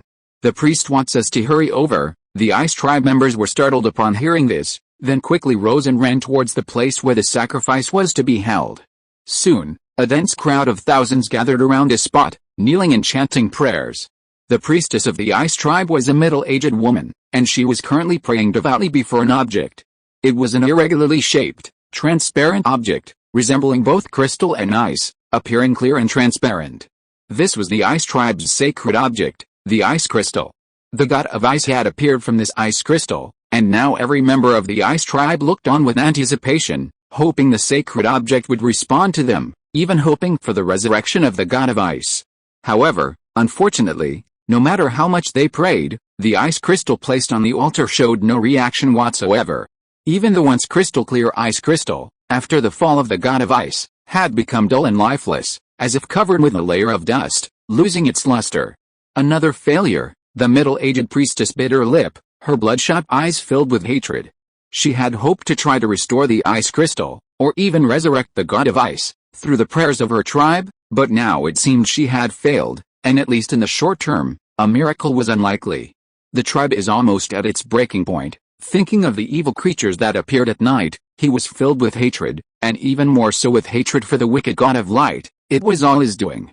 Just as he was consumed by despair and resentment, a frantic shout rang out. "It's terrible. Someone has invaded the tribe." "What?" The thousands were shocked. They couldn't believe their ears. How long had it been? A brazen tribe dared to offend their ice tribe.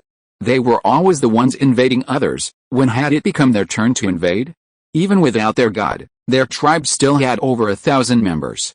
"I'll see which damn tribe dares to offend our ice tribe." The middle-aged priestess's face flushed red. Still reeling from her previous position, she was furious at the news. "Let's go," she commanded, leading the 1,000+ people out of the tribe. Along the way, everyone's face was contorted with rage, their eyes bloodshot. As if they had found a scapegoat, they all revealed bloodlust, plotting how to slaughter those people later. Soon, they arrived outside the tribe. Over 1,000 people looked menacing. But when they saw the 100-odd people outside the tribe, their faces were filled with disbelief at the sheer number. A mere 100-odd people dared to provoke their ice tribe. They were courting death. Thanks to Maya for the 588 book coins reward. Thanks to for the 100 Kidian coins reward. End of this chapter. Thank you so much for reading until the end. Don't forget to give it a like. Looking for more exclusive content and immediate access? Subscribe to our Patreon. Remember, every like, subscription or donation encourages us to continue. Thank you all. See you in the next video.